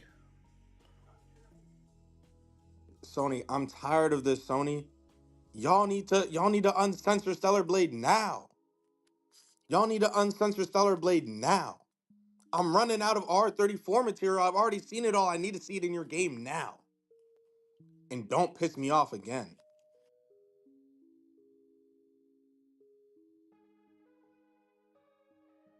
I stand with the gamers of the PlayStation Republic, but I do not stand with the developers of Stellar Blade. I want to see her feet more than anything, but people are talking about how her cleavage is hidden. Look, let me see everything. Her butt, her nice personality. I will play the game when it's cheaper than $40, but until then I will not buy it unless you drop the developers. And you can't let Sony drop your freedom. You have to defend it. And also, please bring back Dilbert. It was my favorite comic strip. Thank you. Imagine posting these and actually going to work and your boss calling you in and saying, my dude, you know we have a reputation to withhold, and yeah, your box is over there. Could you kindly see yourself out with HR? Like, don't these people... Oh shit, you don't see anything. Oh, you didn't see it. Sorry. I was laughing at this guy. AI generated. It has to be, right? This is the guy that I was saying was AI generated. And Susano, I actually don't know. Sorry, Jacob. Oh.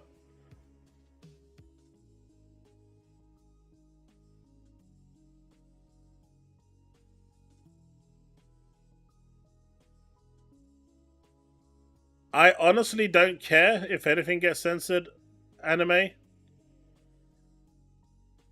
I genuinely don't care. That's the honest truth.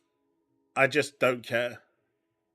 It's a video game. If I really want to watch anime titties, there are, mobile games like Tower of Fantasy, Genshin Impact, Honkai Star Rail, which have them anime titties sticking out. You want to go further? You can go to Azure Lane. You can go to Dead or Alive Beach Volleyball. There are plenty out there that can provide you with whatever, you want. If you're really after that sort of thing, there are a lot of porn games on Steam. There are multiple different avenues that you can go to get your fix. Show the clip of Quasimodo. Hello everybody, my name is Gavin Gigglesuck, and Sony, please uncensor Stellar Blade. It's unfair what you guys did. Uncensor Stellar Blade. I want you to uncensor Stellar Blade because I love Stellar Blade. I love Stellar Blade.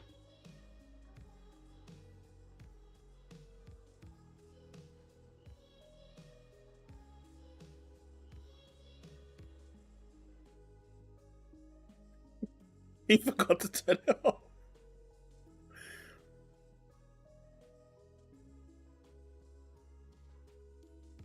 But no, that's my official stance on it, anime. Like,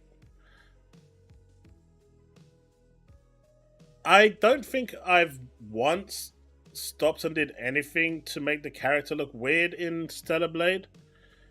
I've liked the outfits, but, you know, I don't know. I think, you know, the anime censorship that Sony does with the white light, I think that's over the top. But what exactly was censored in Stellar Blade? Just 2 pieces of clothing? That probably wasn't even due to censorship anyway.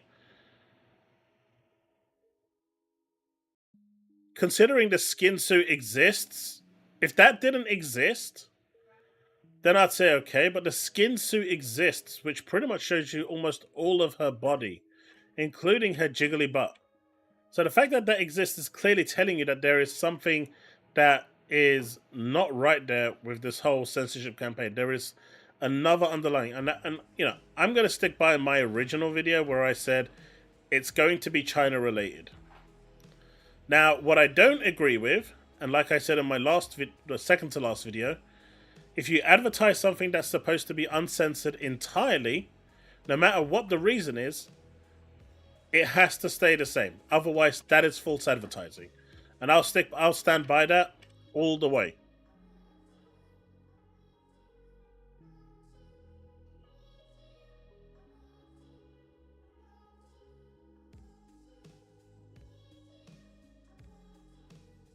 Hey, look, if Devin Brooking, if you check out my Tower of Fantasy character, her jugs are bigger than the character herself.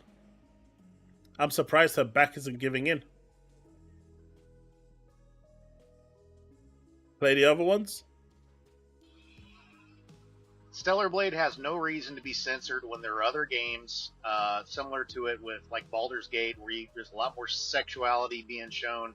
It's okay for one side but not okay for the other. It's a bad double standard, and people want the game as it is. It's mature for adults, so there's no reason with it. Let us have the game that we want. Thank you. That one was a little more thing. All right, let's try this one. Please remove all censorship. Okay, I did not expect that. I actually thought that was a go. No lie, I actually thought that was a go. Of sexual nature from Stellar Blade. I want to play the game uncensored. Sony, Leon here agrees with me. Remove all censorship, and to remove the censorship of sexual content, I will be doing a can crush. Truth, justice, and the American way. Thank you.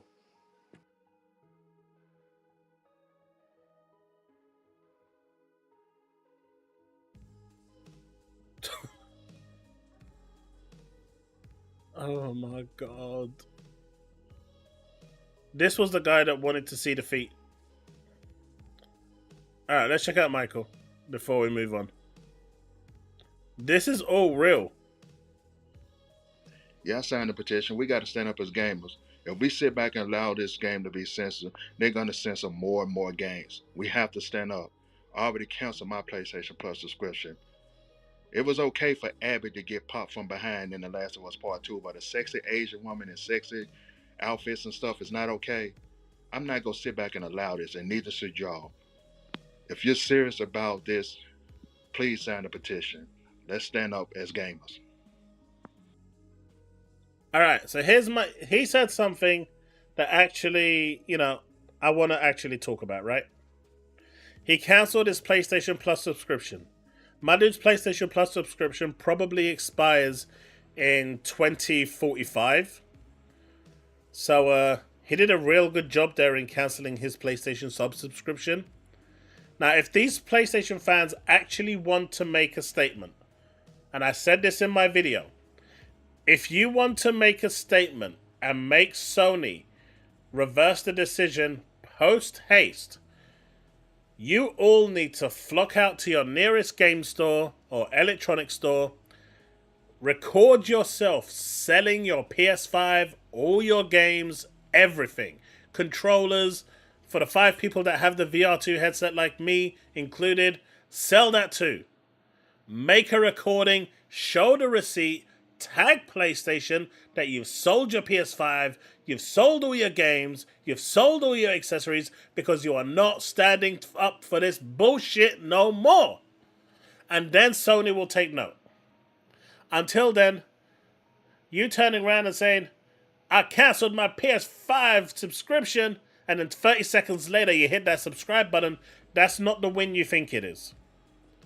That is not the win you think it is. If you want radical change, you go radical, right? You need to make a stand. This is all pansy shit. You want to make a radical change? You really want to believe in that cause? Do something that's actually going to impact the situation. Hit Sony in the bottom line. If they lose 15 million customers overnight, they will reverse that decision overnight. Of course, you're going to have to go and buy your console again, but you'll have the satisfaction of knowing that you were part of the movement that made that change. It'll still cost you a bit of money to get everything back, but you are still part of that movement that made that change. So how important is 2 pieces of clothing and that censorship to you? Is it important enough for you to actually make a stand? Or is it just bullshit lemming, I'm just going to join the bandwagon of cronies, put a video out to try and show that I'm supporting the cause when I don't really give a shit, and then turn around and say, I'm going to cancel my PS Plus subscription, even though I've got a subscription from now to the end of 2069. So, I've cancelled it. Joke's on you, Sony. Even though I've got another 40 years of subscription going, I'm okay because I cancelled it.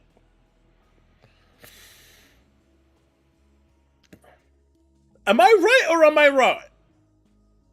Do you agree with what I'm saying or not? See, that's the difference, anime. This right here. And anime's 100% right. And do you remember the previous person that turned around and said, why does Baldur's Gate 3 allow you to have sex with a bear? Or allow you to have sex with a pig? I mean, that in itself just sounds weird.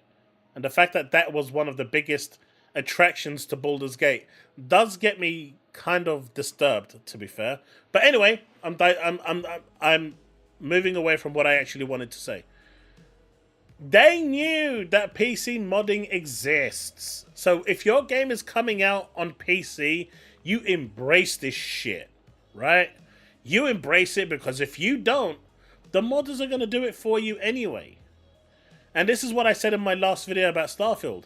Either Bethesda release a performance mode at 60 FPS, no matter what the visuals look like, and actually get it out there and take the damn win. Because if they don't do it, the modders are going to come in and do it for them, and then the modders are going to take the win to fix the game. But the moment the game is available on PC, censorship goes out the window. They can do whatever the hell they like. Mods fix that instantly. And if Stellar Blade was available on PC, like Anime Compilations is saying, 100%, you wouldn't have even seen a censorship thing on PlayStation. Do you know why? Because no one would have bought that fucking game. No one. No one would have purchased it. Everyone would have purchased it on the PC and then run it at 240p at 15 frames per second. But that's okay because they get to see those anime titties. That's the important part here. The fact that it will run like crap and look like crap is irrelevant. The fact that they can see those Lara Croft pixels from PlayStation 1 days sticking out like Concords at the end with pure triangles pointy enough to rip your face off is irrelevant.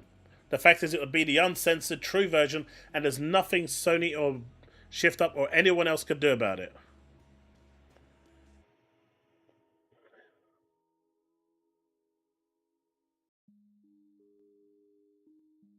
Stellar Blade on PC is going to go nuts. Nuts. The modding scene on that game is going to go mental. That game is, if it ever goes to PC, it's going to be the wildest ride you'll ever see when it comes to modding. It's going to be crazy. Too many missed the point. Censorship is bad as it means people in power can freely lie to you. But that's what I said. That's what I said in my video, right, Diablo? I said it's false advertising, and I'm not for false advertising. And that's why I said people should ask for a refund. 100% they should ask for a refund because they were promised no censorship. People bought this game on the promise that this game would have zero censorship. No matter whether it's a bit of gore that's been censored is completely and utterly irrelevant. The size or the effort of the censorship is immaterial to the fact that they promised no censorship, right? I don't even care if it's just one lace on a costume. They promised no censorship. The moment you make that promise publicly, you are telling people that if they buy this game, they're buying it with this promise. If you go back on that promise, that is false advertising. And this is why I said PlayStation players, if they care about it enough, should all go back and get a refund. If enough people do that, Sony will take note. If you really want to make a statement, because Sony keeps doing this in their anime, Crunchyroll, whatever, everything they do, they add ridiculous amounts of it. It's pretty much part of their ethos. If they really want to make a real statement, sell your console as well and prove it to them that you have gone this far. And if enough people do it, you will make a statement. 5 people protesting does jack shit. 5 million people making a protest does a hell of a lot. That's the difference. If you hit the company's bottom line, their shareholders will be hella goddamn pissed at you. Whether it's Hiroki Totoki, Jim Ryan, or Phil Spencer, it don't matter who the hell you are. If you piss your shareholders off, they are gonna come for you with pitchforks and knives, and you will have to fix that immediately.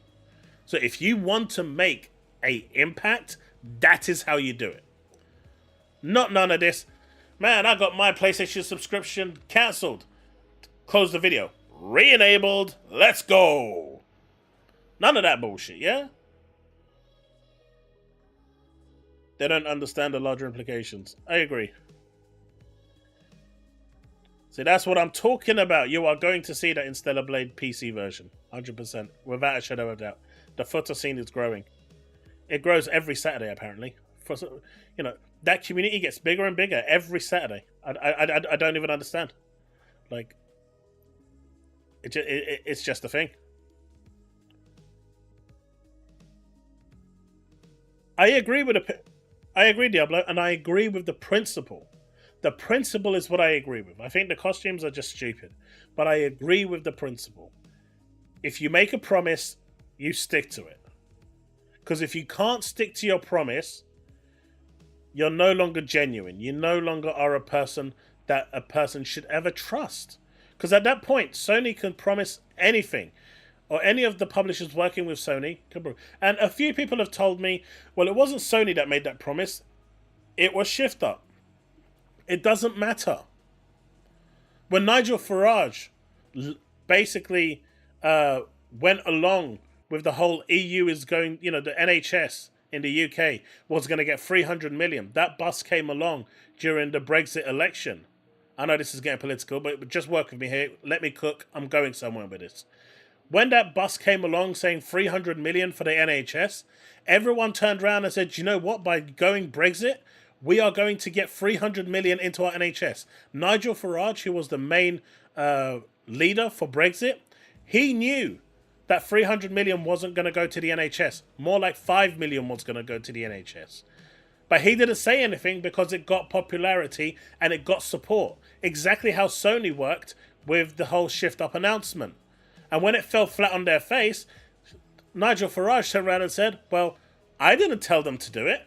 They did it themselves. I was just there soaking in the good publicity. But I didn't tell them to do it. I had nothing to do with it. My dude tried to wash his hands and he got absolutely murdered for it. Not literally, but politically. And this is what Sony's trying to do now. They fully well knew of that statement. No one can tell me that they didn't. And by staying silent, They went along with it. They went along with the lie. So Sony themselves took people's money and misled them. And for that reason, people should go and get a refund. If they really feel that strongly about it, they should go and get a refund.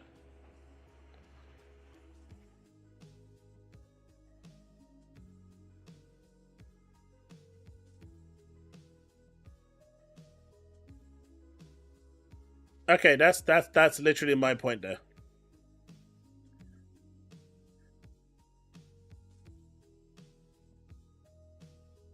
The amount of games it gets every Saturday is crazy.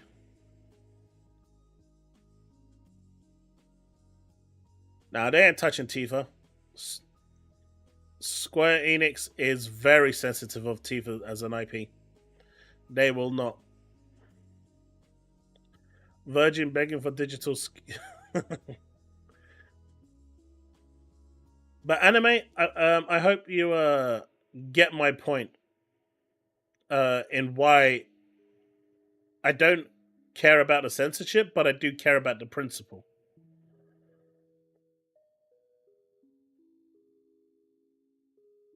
Oh my god, there's a bug! Okay, you stay there or I'm gonna murder you. No, you don't come here. You stay over there. No, it was Nigel Farage. It was Nigel Farage anime compilations. Feel free to Google it. 100% Nigel Farage.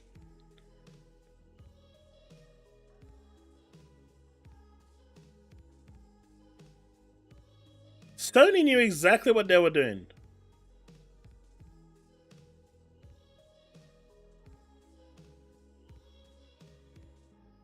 You're missing the ENDS, Susano. You're missing this ENDS. Windows is literally worse at HDR than console.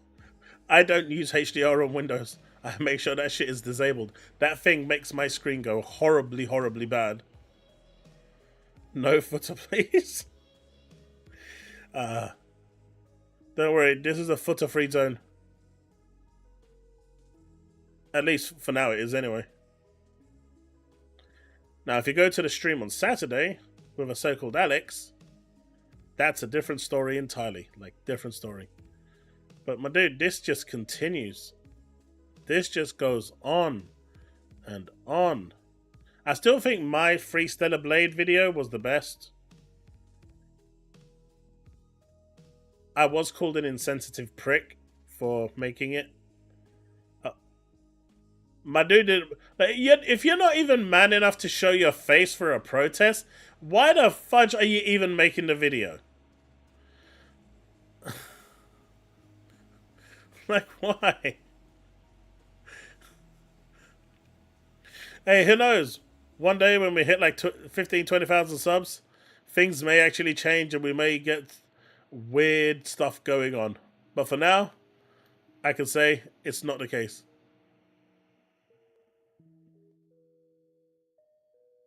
This is mental. I'm actually this dude was crazy. Check this dude out. I remember this dude. K-Med actually tagged this one. This petition is not only to free Stellar Blade, but to send a clear message to Sony, Nintendo, and the rest of the publishers in the gaming industry that we players will not tolerate any form of censorship moving forward. Thank you.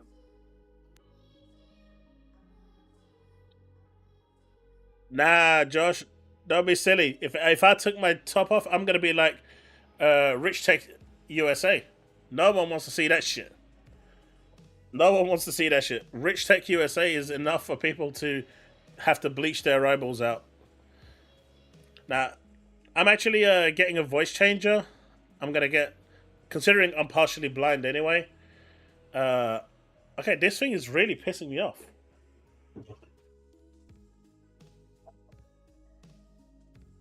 Man, you are impressive.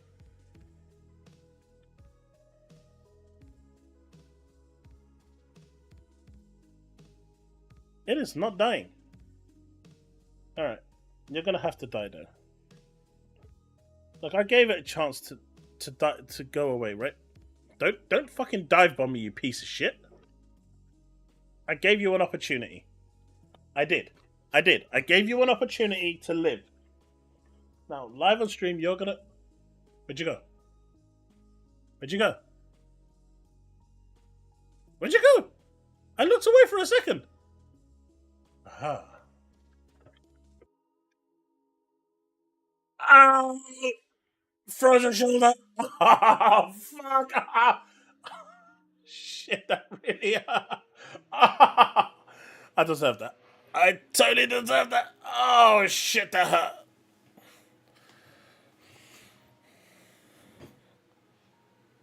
Oh. And the bug is dead. Oh.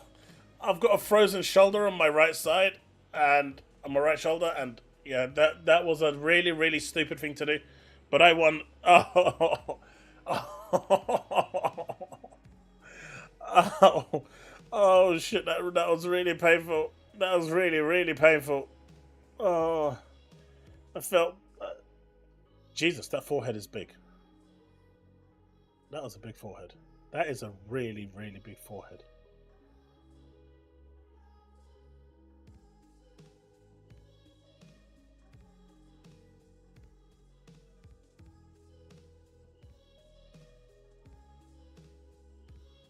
Oh. God, that really hurts.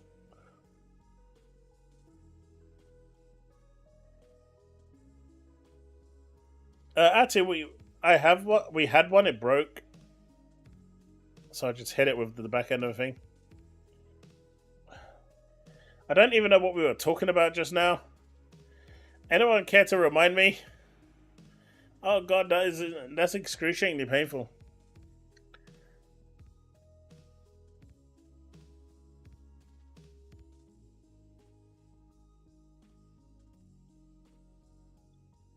What's over 100 upvotes? But hey, look, if anyone wants to support this cause, I'm going to put this in the chat. Just let me know when you actually record something and, you know, you want to put it on there. Oh shit, did it die?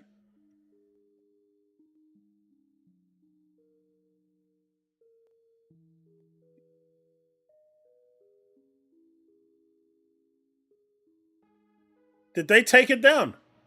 Or did it crash? Oh, it's back. It's back, chat. It's back. It's back.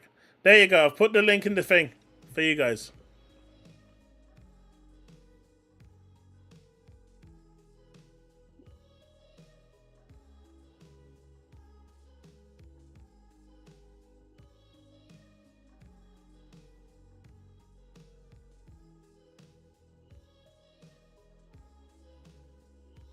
Whatever I did, don't do that again.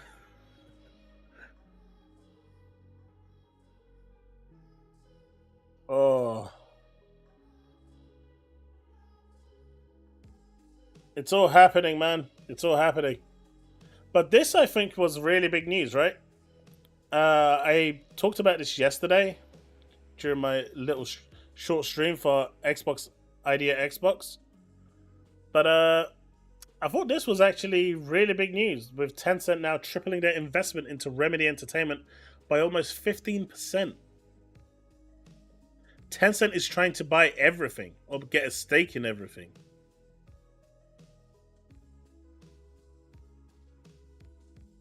The FTC is only against American companies. They don't, especially Microsoft. They really, really hate the FTC on the Microsoft, unfortunately. They really do. And, well, that's the thing. Mandate from Biden.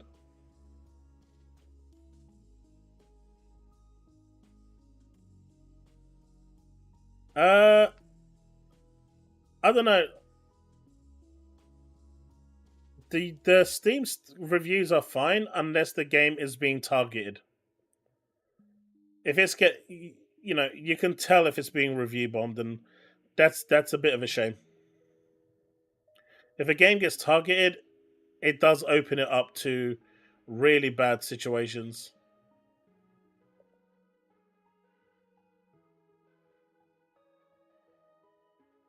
Oh, that really, really hurt.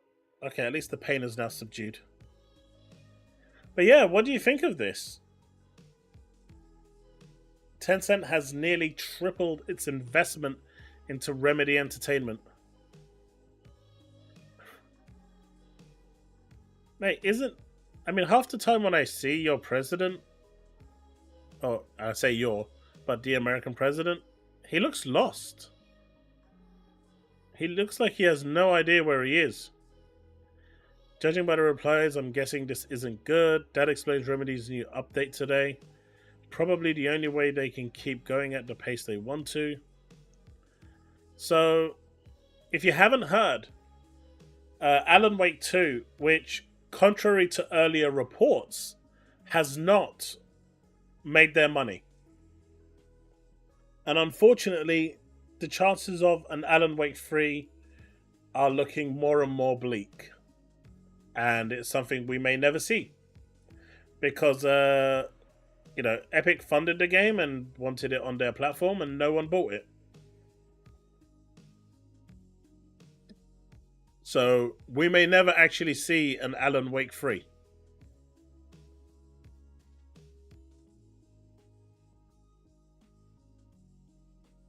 That's because the CMA doesn't care. The CMA didn't care about the cloud situation either.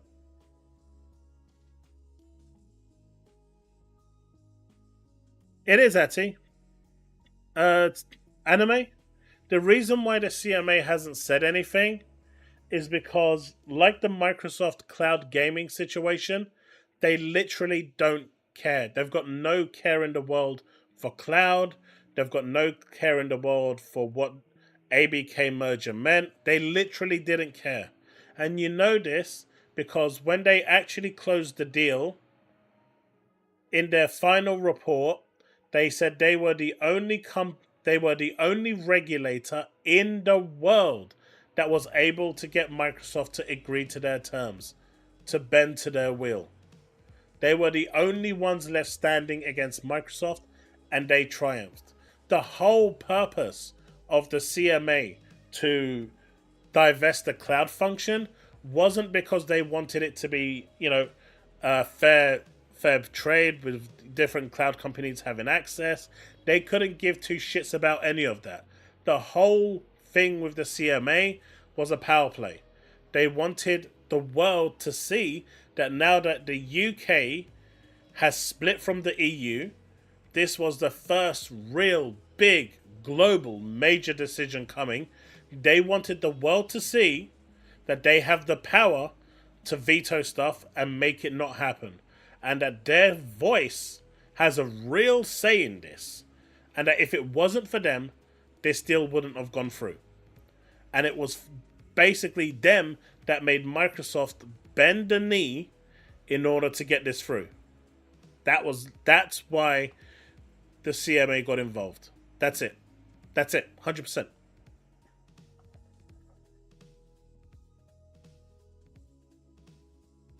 Yes. If Sony decided to do something like that, they would push it straight through.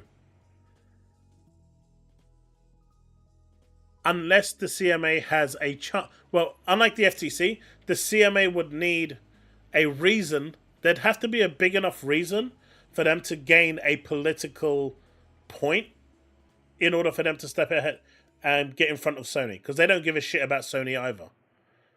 So if they can actually win brownie points on the world stage by defying Sony and making Sony bend towards their will, they will do that.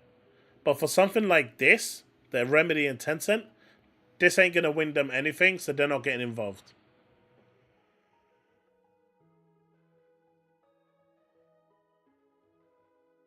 I'm sorry. It's not my fault. I didn't do anything.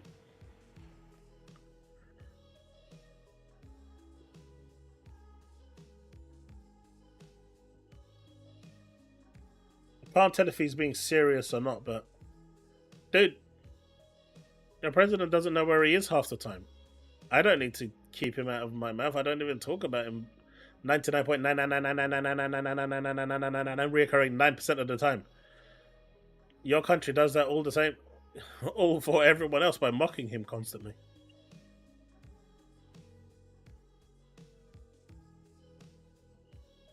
Man, just typed Jedi PC and even YouTube has many people complaining. Didn't Jedi have like loads of PC issues though? From when I last heard. Alan Wake 1 was better than Alan Wake 2. Agreed. Alan Wake 1 was way superior. It was a different game though. Alan Wake 1 was a kind of psychological thriller, I would say, whereas Alan Wake 2 decided to go for the horror. And it worked in some ways with the jump scares and whatnot, but I feel like Alan Wake 1 was just a superior game. I mean, like, he's a complete more.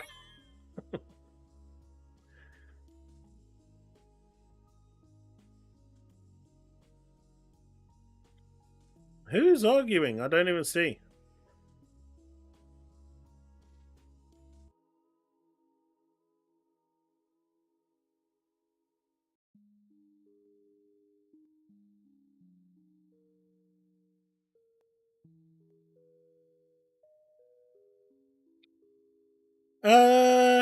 No, I really enjoyed that. Look, I liked Control.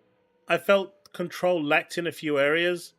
Control lacked in a few areas in the sense that it never really had any bosses, right? All the cool bosses and all the cool stuff were side pieces. And I think that's what let Control down. Control could have been a really good game. But if you're not 100%ing it and not trying to do the side quests, you're missing the only few bosses in the game. And those boss battles were actually pretty damn cool. They were probably some of the coolest parts in the game. Hey, good evening, Steve. Do you think Jim Ryan threw in the towel and left of his own accord, or do you think Toki or whatever Hiroki Totoki told him to clear out his desk and leave the building? I think Hiroki Totoki told it. I think they set him a mandate: block the deal, or you leave. That was his objective.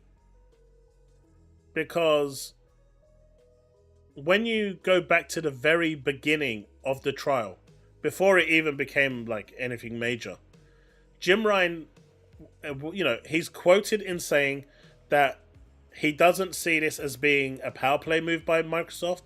He doesn't see Call of Duty coming off PlayStation. This is bigger than Call of Duty. He's doing Phil is doing this for different reasons, and it was clearly for mobile, right? That was his primary reason for doing this, because Microsoft really want to go into that, and Jim Ryan knew this. Phil also spoke to him and reassured him that they would be getting COD and other games as well. And Jim Ryan is, there's emails with him saying to his superiors that this is nothing to worry about. Then out of the blue, Jim Ryan does a 180 and starts going on the full offensive to get it blocked. It's a complete change of character. 1 minute you're perfectly cool with it, you've got no problem with it, it's happening, it's a big power play, but you're not worried because those games won't come off PlayStation. Then suddenly it changes. He got a mandate. They told him, if you do not block this deal, you're going to lose your job. And he couldn't block it. And if you look at the timeline, from it being completed and his departure being announced, it wasn't that. I think it was like, 2-3 weeks apart? If that. It doesn't make sense for him to just throw in the towel. He was asked to leave. And instead of them actually, pushing him out, which would have tanked Sony's shares incredibly, they made it look like he decided to resign. He's been at the company for so many years, which I think, Sony did right by him. They did right by him. They gave him his package. They let him finish off his tenure. He pretty much was on garden leave for the past 3 months, for the last 3 months of his time there. And for those of you that don't know what garden leave is, he's essentially employed there, but he's no longer making any of the big decisions. He doesn't do any of that. He's no longer in charge of any of the decisions. He's literally, that's what garden leave is. He was on garden leave, getting paid, and his tenure came to, and he left. That's it.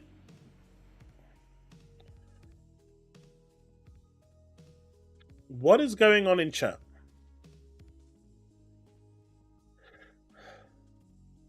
I got Alan Wake 1 for free somehow. Gift from Microsoft, I think. It's a good game. I did do all the... Quantum Break was dope. Quantum Break was awesome as well. It's a shame they can't add Quantum Break into the timeline, but because it's owned by Microsoft, the IP, Remedy just won't do it, and so I think Microsoft won't let them either.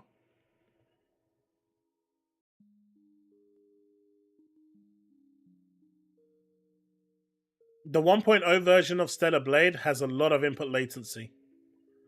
It has worse performance, worse optimizations, and worse balancing. And it's missing New Game Plus as well. So it's overall a much worse game.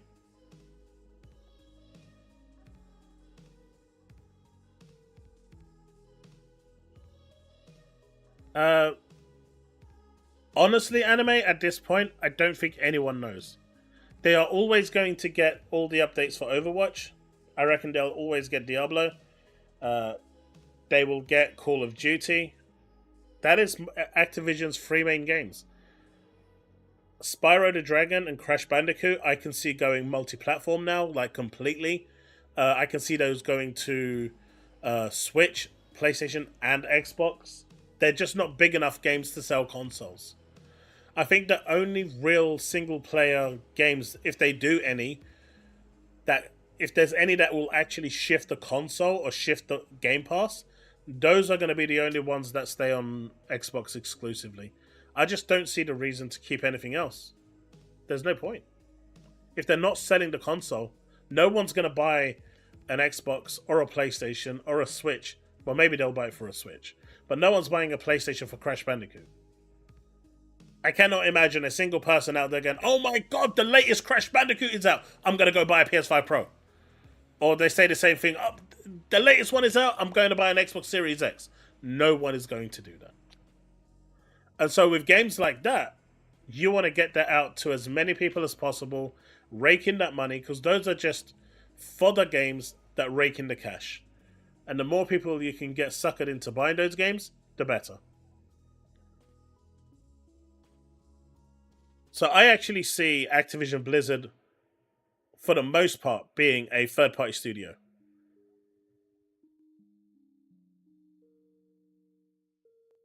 That's my assumption on this.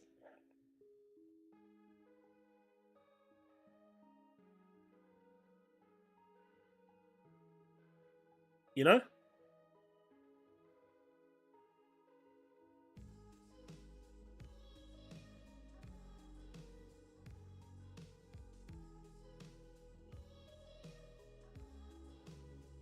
No way that's selling consoles. That would be a multi-platform. Exactly. Devastator, I agree. Especially since they're making a couple of Xbox games like Perfect Dark. I think that should be something that they want to bring in-house. Absolutely.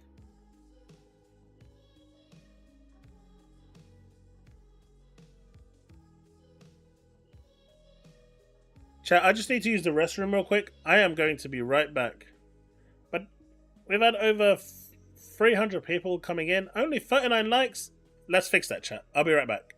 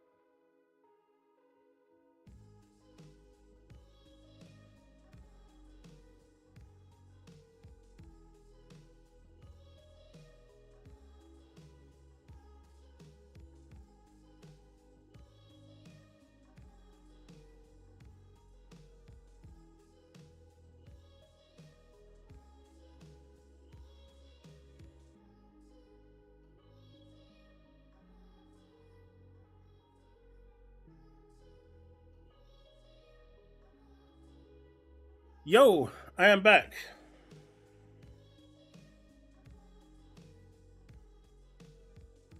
Alright. Where was we?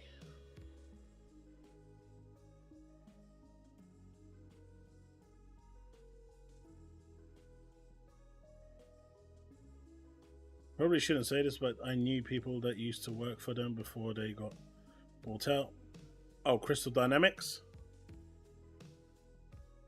I don't know anyone that works for them, but I have heard some dodgy things about them as well.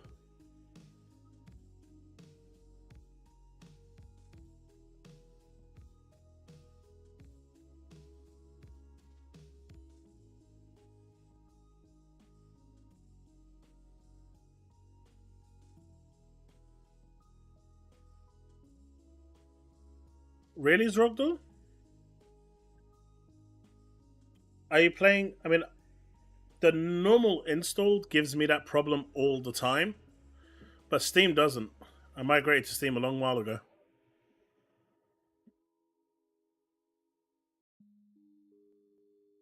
What I tend to do is pause it and then unpause it.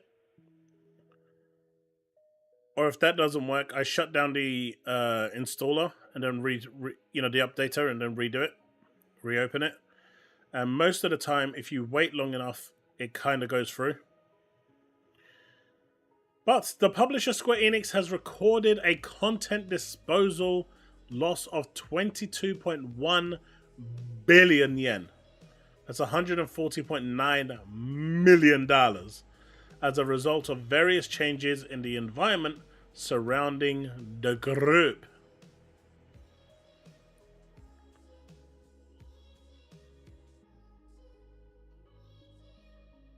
They can't catch a break at the moment, Square Enix.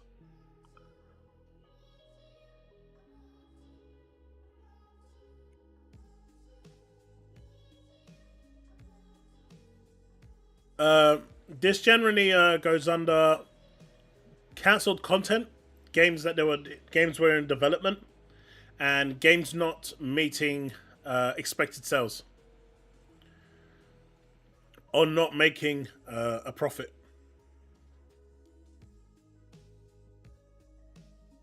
But all of that has cost them $141 million. That's a lot of money. Shareholders won't be happy.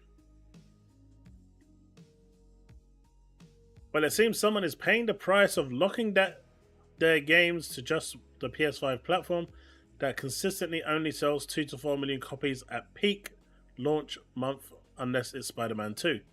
Can't wait for the usual suspects to start blaming this on Avengers and Guardians' poor sales. Although Avengers and Guardians did sell pretty badly. To be honest, new CEO Kiryu is making serious adjustments for the publisher. He is.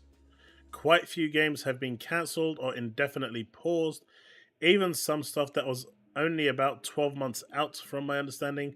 They're also looking at making adjustments to HD remakes, and the rumor currently right now, which may disappoint a lot of you, is that Final Fantasy IX Remake could be cancelled. After Final Fantasy VII Remake isn't doing the numbers that they hoped for, 9 Remake could be potentially cancelled. Oh no, it's Josh. It's a really fun game. My son played through it on Game Pass, and he absolutely loved it. He really, really had a good time with it, and said it was a really good game. A lot of people, he recommended a lot of people play it, but it came out and it didn't really have the wow factor. That's it really. It came out and it didn't have the wow factor. Today, and this is the problem with gaming today, right? Why do you think Helldivers and Palworld were so successful? Do you think that they were successful because they were fun and good games? Or do you think they were successful because they were £25 to £30 each?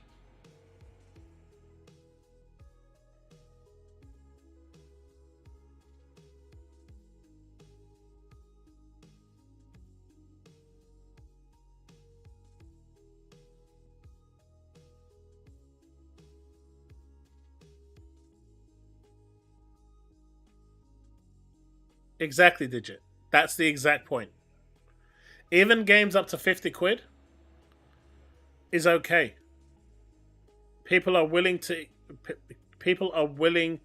spend 50 quid without really thinking about it.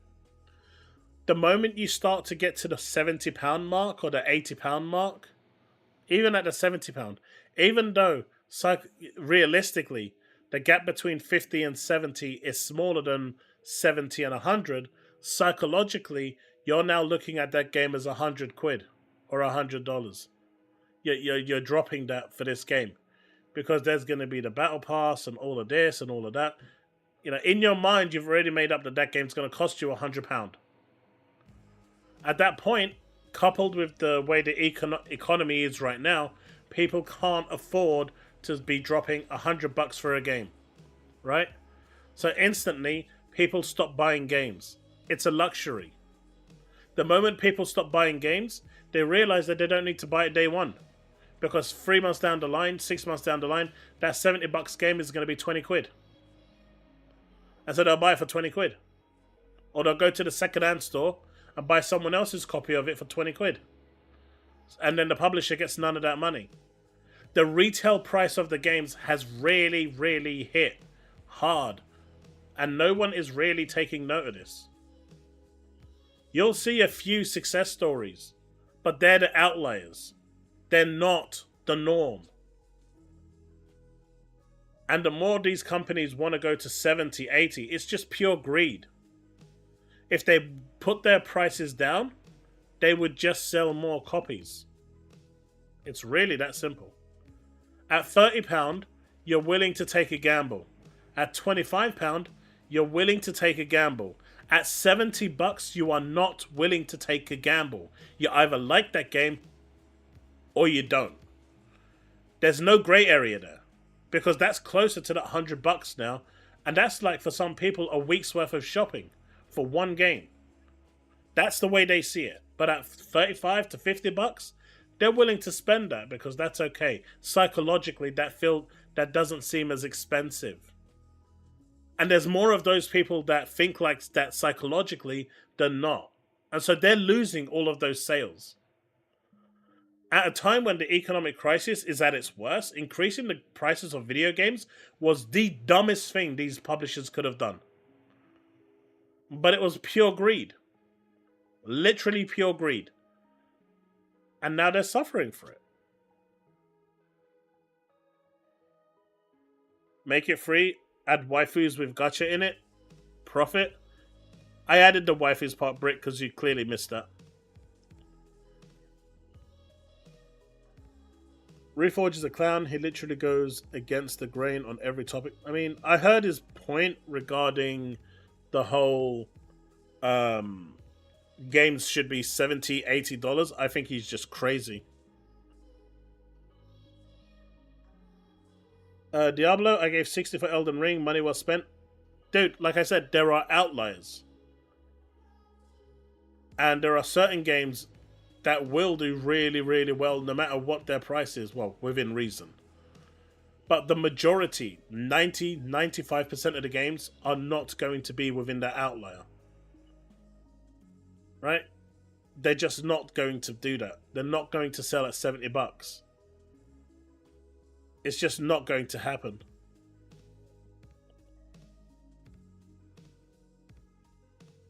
Clearly, he knows what he's talking about. That's how you make big bucks. You know, you make like 4 or 5 million a month, 10 million a month, you're happy. Or unless you're Genshin Impact and you're making 80 to 90 million dollars a month. Which game makes $90 million a month? Free to play. Outside of Fortnite.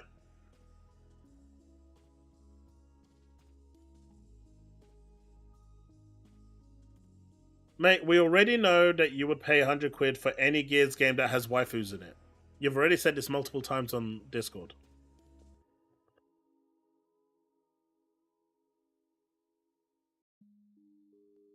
My price cut off. My dude's sending a tactical torpedo straight to my area. My price cut off even with new games is $40. I'm willing to pay $50, but like for me, if it's a game that I know I have a strong affinity to, like say the Final Fantasy series, like I'll never hide that. I have a big I love the Final Fantasy series. Pure and simple. I'll pay the $70. I mean, I haven't even gotten out of really the first real area in Rebirth yet. I have hardly played it. But I bought it day one. Could I have waited? Sure. It's one of those games that is in my backlog. I'm still trying to get through 16 at the moment. I'm almost there now. I'm almost there. But for the majority of the games, I'm just not prepared to pay that much money. I don't think, I've got so many games I'm playing. There's no need. It has to be a really special game. Like even Alan Wake 2, when it came out $49.99. I think that was the perfect price. I bought that straight away, day one on Epic Game Store. Played it through GeForce Now. Happy days. Everyone happy.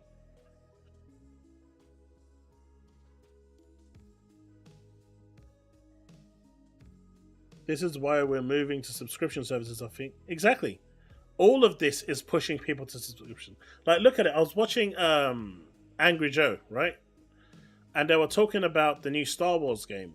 And they were saying that, you've got the $70 one, which is the standard one, then the 120, and then you got like the 130 or $40 one. Or you can pay a monthly fee and get it for $17. They agree that they're paying $17, playing the game, and they're done with it.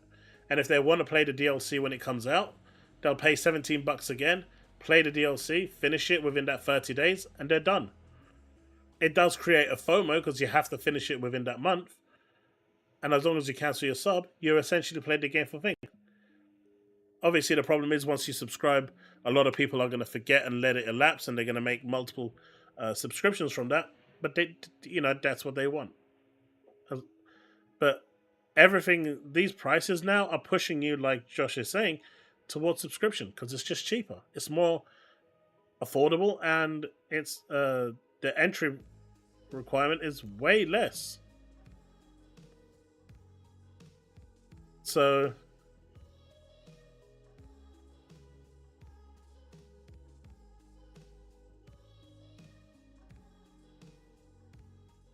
Jesus, Steve. My dude is not messing. He really wants that Marcus Phoenix in a mankini. I think I'll grab Alan Wake soon. I just didn't interest me when it launched. It's a really good game, Digit. I really liked it. Path tracing looks really nice on it.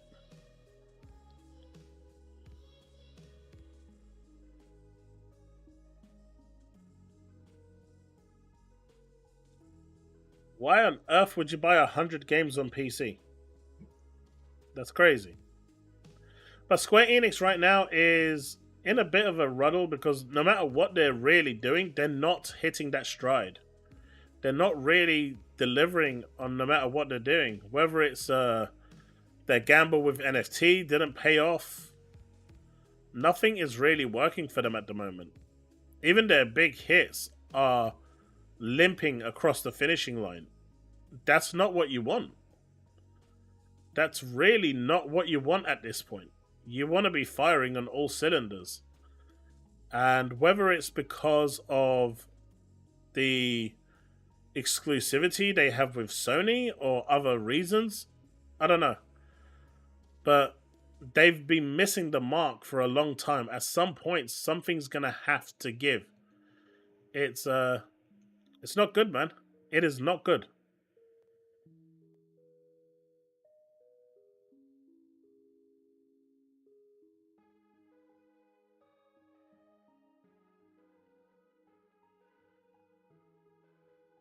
I mean, emulation alone is different, right? But also, like, games today. Let's be realistic. And this is a question for you guys, right? Does games today capture you the same way as it did previously? Does games really capture you the same way as it did in the past? Like, did they entice you? Did they draw you in like they did previously? Like, go back to like the Xbox One, Xbox 360, PS2 era, even the PS3 and PS4 era to a certain extent. Xbox One was a little weaker, but you know, going back to that era there, especially the PS2 and the Xbox One era, those games really drew you in. You really appreciate it because graphically, one, at the time they looked great, I guess, but the stories were so much more involved. And as technology improved and they got more involved with delivering a really good story and the gameplay, nowadays it just feels like everything has to be with flashy graphics and there's no substance. I just don't feel, you know, I don't feel drawn in. Like when I see my kids playing video games, I don't see them getting excited for Uncharted or God of War. Like my kid's 18 and he's only interested in PvP. He's played God of War, he's played Halo, he's played them all. He's got like Guardians of the Galaxy, and he'll have a good time playing them, but he never feels the urge that I need to play this game. I want to play this game. Like I can't remember the last time he turned around and said, "Dad, I saw this trailer, I want this game." I genuinely can't remember the last time I've heard him say that. And I think that's the problem nowadays. You know, Gen Z is more disconnected than we used to be back in the day. But even now, when the games are coming out, they're losing that reason, that kind of allure to get us excited. Like, what are you guys really excited about that's coming out in 2025? I mean, really excited. That's a must play that you would drop down £100 right now to pre-order it. What game are you super excited for right now that if you could go forward in time to play it, you would play it right now?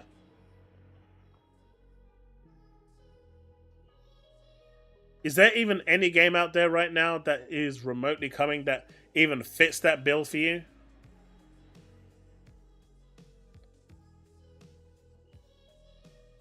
Honestly, not even the Elden Ring DLC is doing that for me. So everyone is saying GTA and Gears. That's it. And you got Pokemon. You got Gears 8.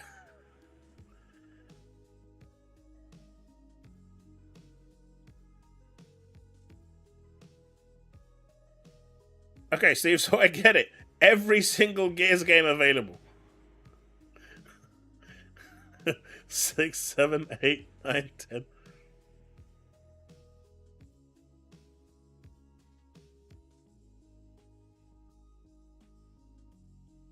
I mean, from what I saw, Griffin didn't even know how to play the game, much like myself.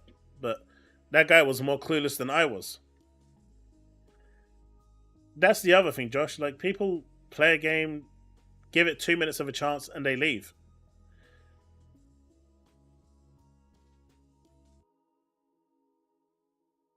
Gears died with 3. Oh, shit. Shots fired. Elder Scrolls 6. So, Snowy, you're pretty much looking forward to a game that's going to come for your grandkids, yeah? Okay. Jet Set could be fun.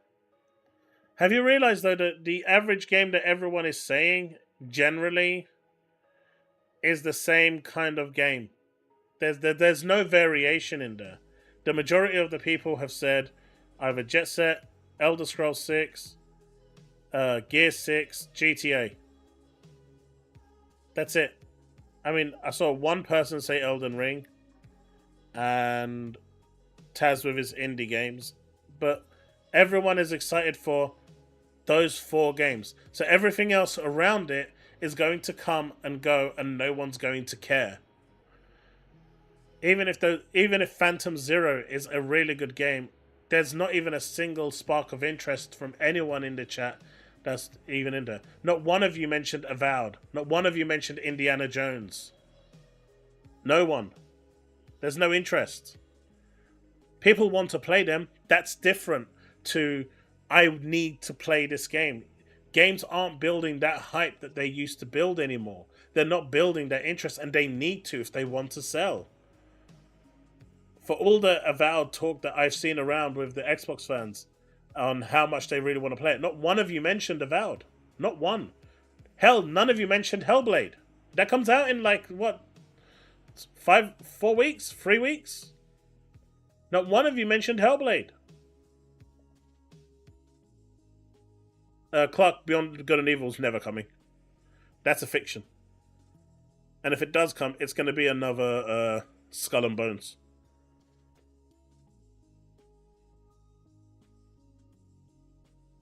Let's be real. Everyone's going to be buying Xbox's Call of Duty Cold 4.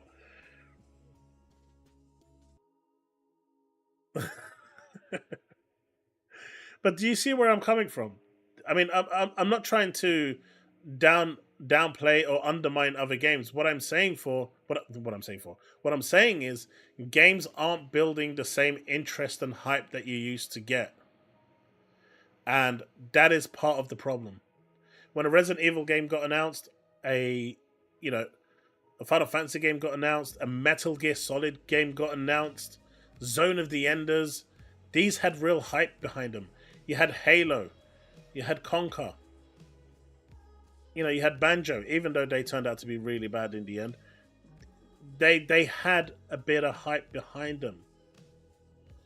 Every time back then, there were games where people were genuinely excited. Time Splitters came out of nowhere. Loads of people had fun with that game. You just don't have that level of excitement, and that's hurting the games industry.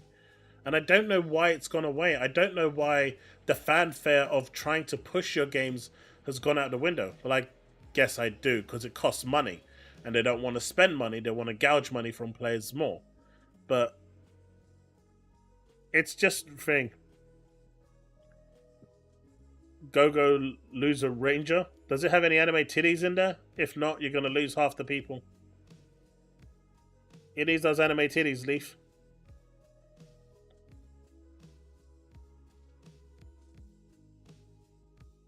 There you go.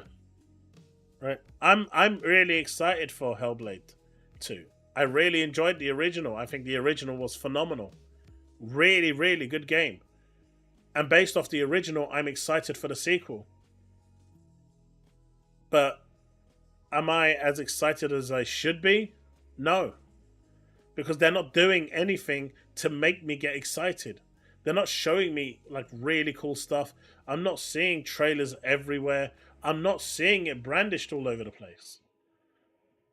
A decade ago, that game would have been plastered on every website. You would have had website takeovers. You would have had adverts everywhere on YouTube. You would have had banners flying around. Nowadays, you get jack shit. It's like it doesn't exist. Where was the fanfare for Final Fantasy 16? This isn't just an Xbox thing. This is all games.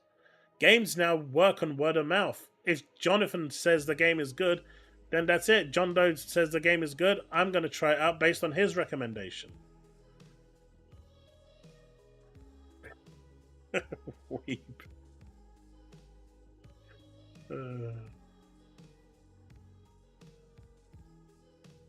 Let's go. See, Leaf Storm with the actual clutch.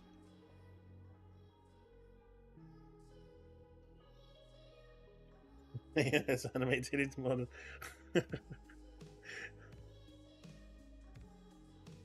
Steve said what was on my mind. What do you mean? We're not weebs. We're just men of culture. There's a difference.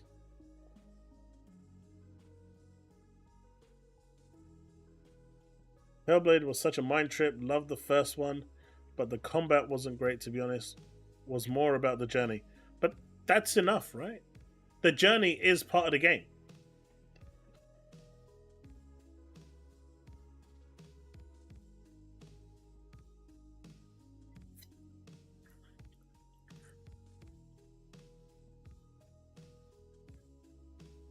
It was based on Star Wars, Crossover Time Splitters 2. Nice.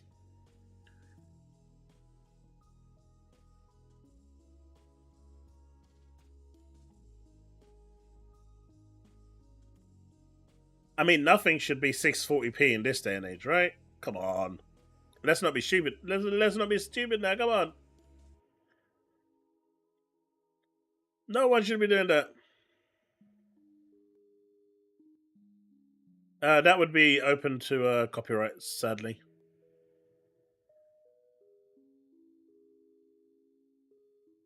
I mean, look. I mean, I can play 640 because I'm blind. Right? It's okay for me because I'm actually quite blind. Even with my glasses at the best of times, which I absolutely need. But you guys are literally just going to see a blur on screen at 640p.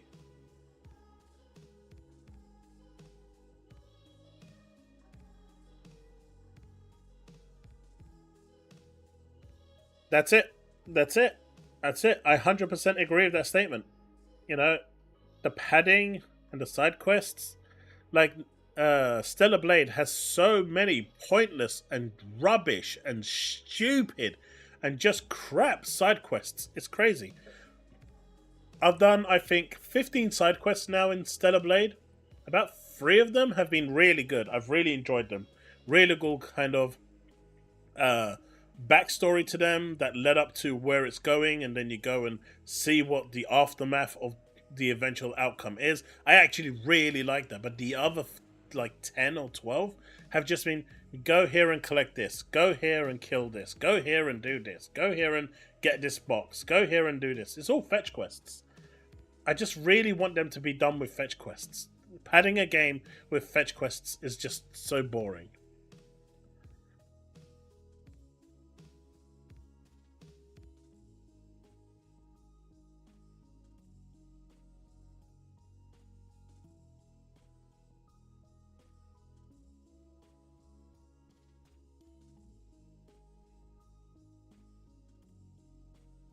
I don't know, man. By the way, has anyone actually been seeing this guy, Mustafa, around? I'm seeing his name pop up more and more on social media. Guy's a weirdo. But he's an even bigger weirdo. He's actually mocking people suffering from psychosis. But that's King Trash for you, right?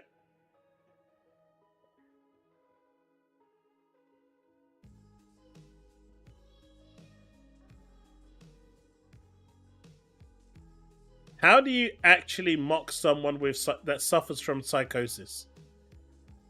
He literally is mocking and taking the piss out of someone with psychosis.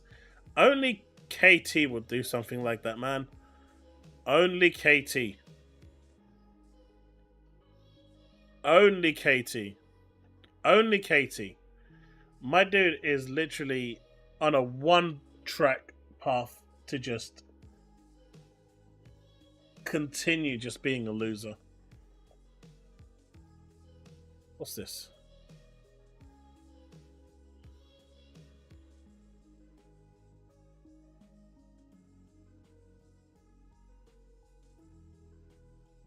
Oh, this is funny. This is amusing.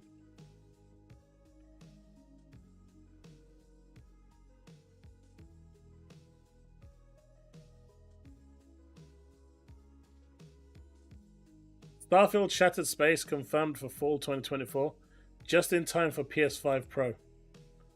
Is this you? Not playing Starfield? Wasn't that? Says you couldn't give a toss if a game put anyone to sleep, and now my dude is port begging for Starfield. This is the PlayStation way, man. This is the PlayStation way.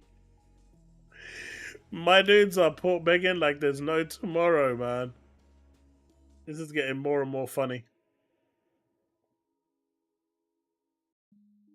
Like, how do you even do that?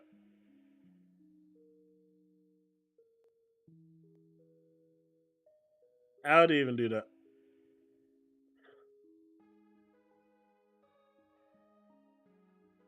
Oh, what's this?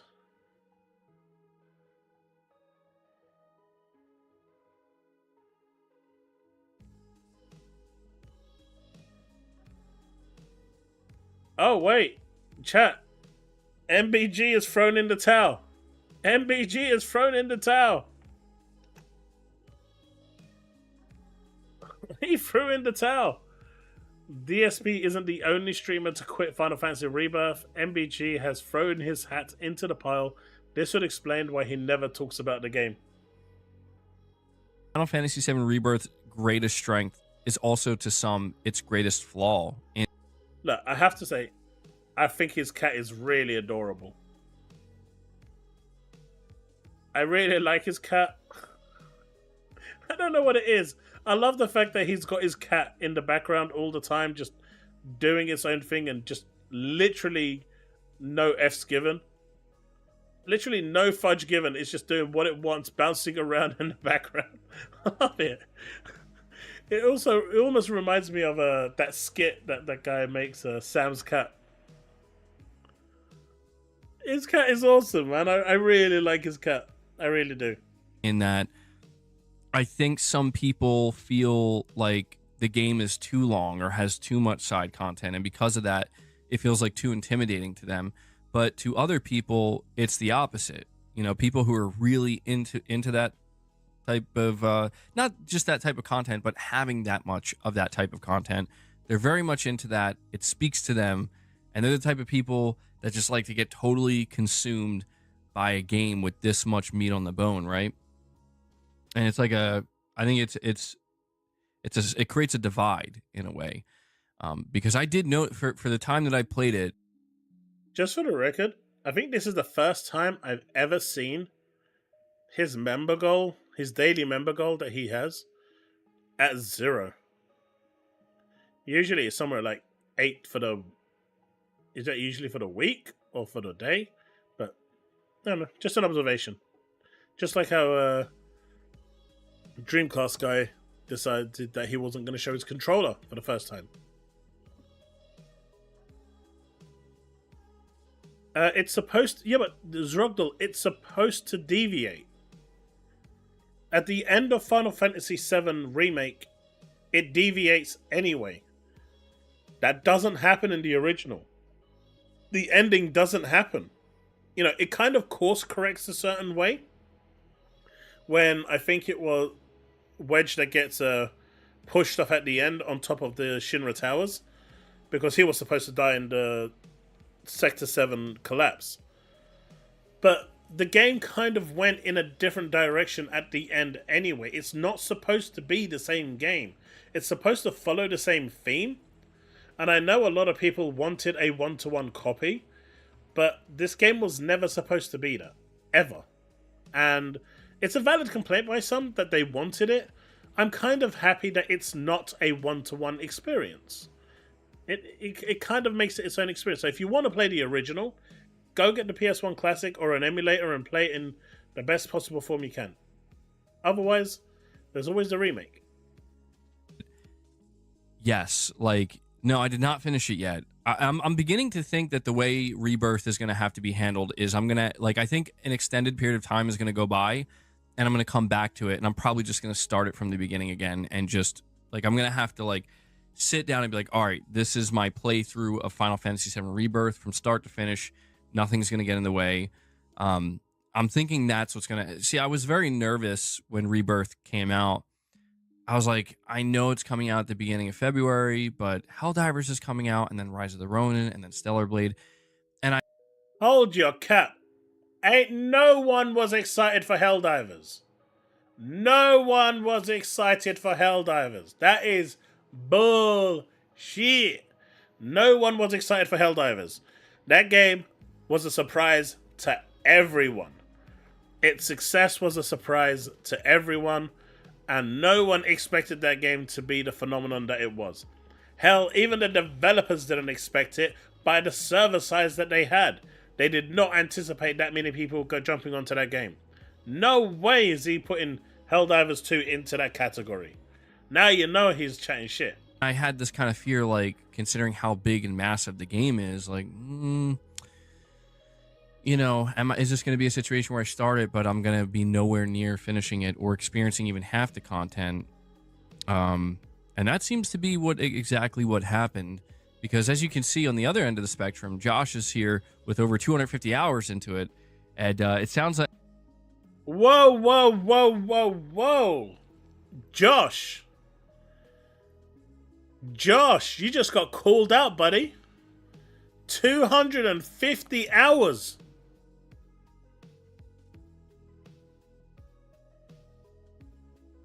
My dude, you got... What's going on?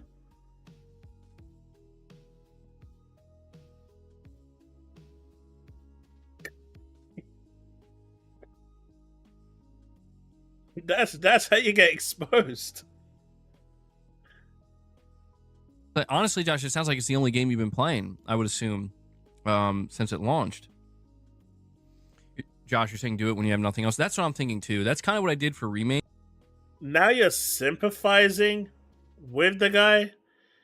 Do it when you've got no time. Wait, now the Joshes are multiplying. Rebirth being multi-platform doesn't make sense. You need Remake to be multi-platform first.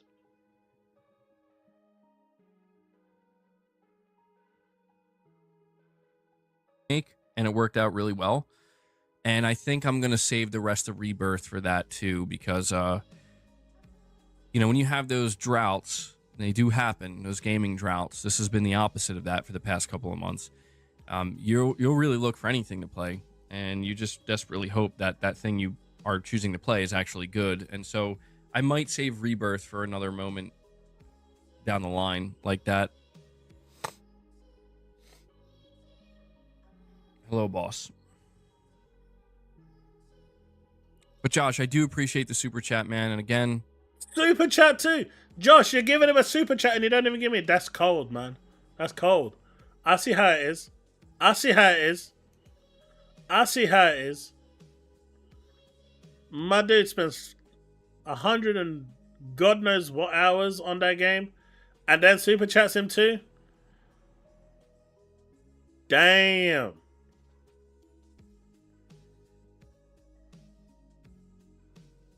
I mean, god damn.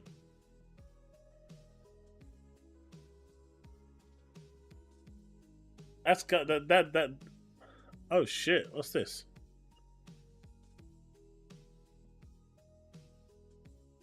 That's Koala Man. All right.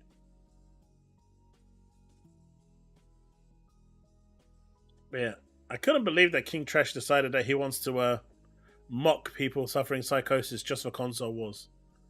Like, I can't do that, man. I can't do it. I can't do it. I can't do it. I personally can't do it. Business talk. Let's see.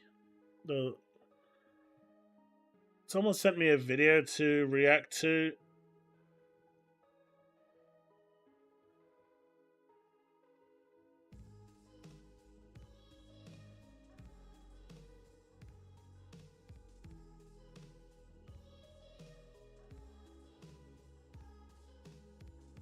Alright, so we've got a couple of videos here. We've got I'm the most important content creator, here's why.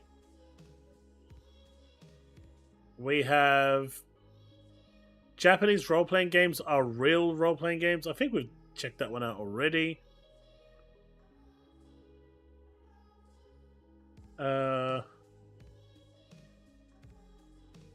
Huge new law. Gaming is about to get way better. Switch 2 rumors are fake.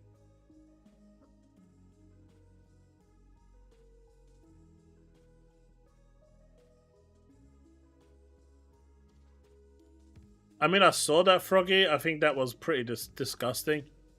And the fact that he couldn't tell that those games weren't bought by Alex is really, really raving, really just sad. Really sad. Well, I don't think there's actually anything.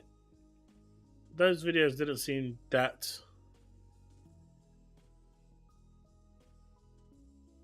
thing interesting. Does anyone have anything to react to before I call it a day? Because I think we are at the point where there's not really much else going on.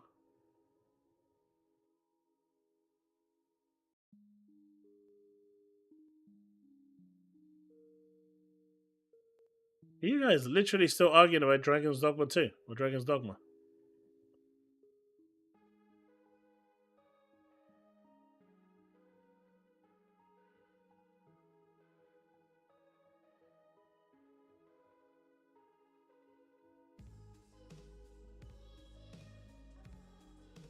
I don't know, like this over here just seems really wrong to me, right? Like, I know the guy is sad and weird and still tries to inhale gas giants. And I get this Mustafa guy is an ass, right?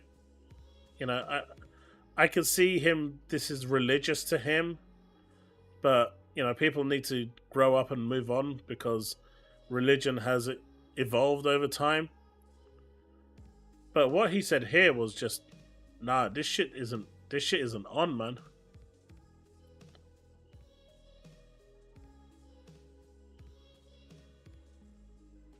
But I've been seeing this guy a lot lately, and he's followed by a lot of people. Weird. Why people follow him?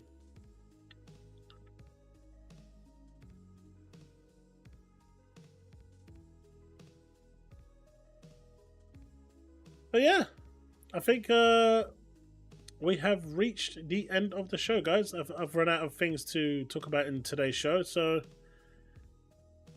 June 9th is the big one. That is the big showcase that's coming out. That's going to be really cool. Starfield we're going to hear about soon with Shattered Space DLC. We're going to get a small update with the city maps and building. That should be arriving sometime this week, which is awesome. Surprised to see Hi-Fi Rush actually getting onto the Switch. That was definitely a shock to the core. Seeing this petition and seeing 58,000 people, 10,000 people signed today. Good lord. Seriously, guys. Stop it. But I think this one is worrying for Square Enix. Oh shit, another one came in. This one is really worrying for Square Enix. So, we'll see how this develops. But folks, that's it. I'm going to be back again on Thursday, and I will see you then. Don't forget to like and subscribe if you're new here, and hit that bell to stay up to date with all content I release. Beats up, people! I'm out.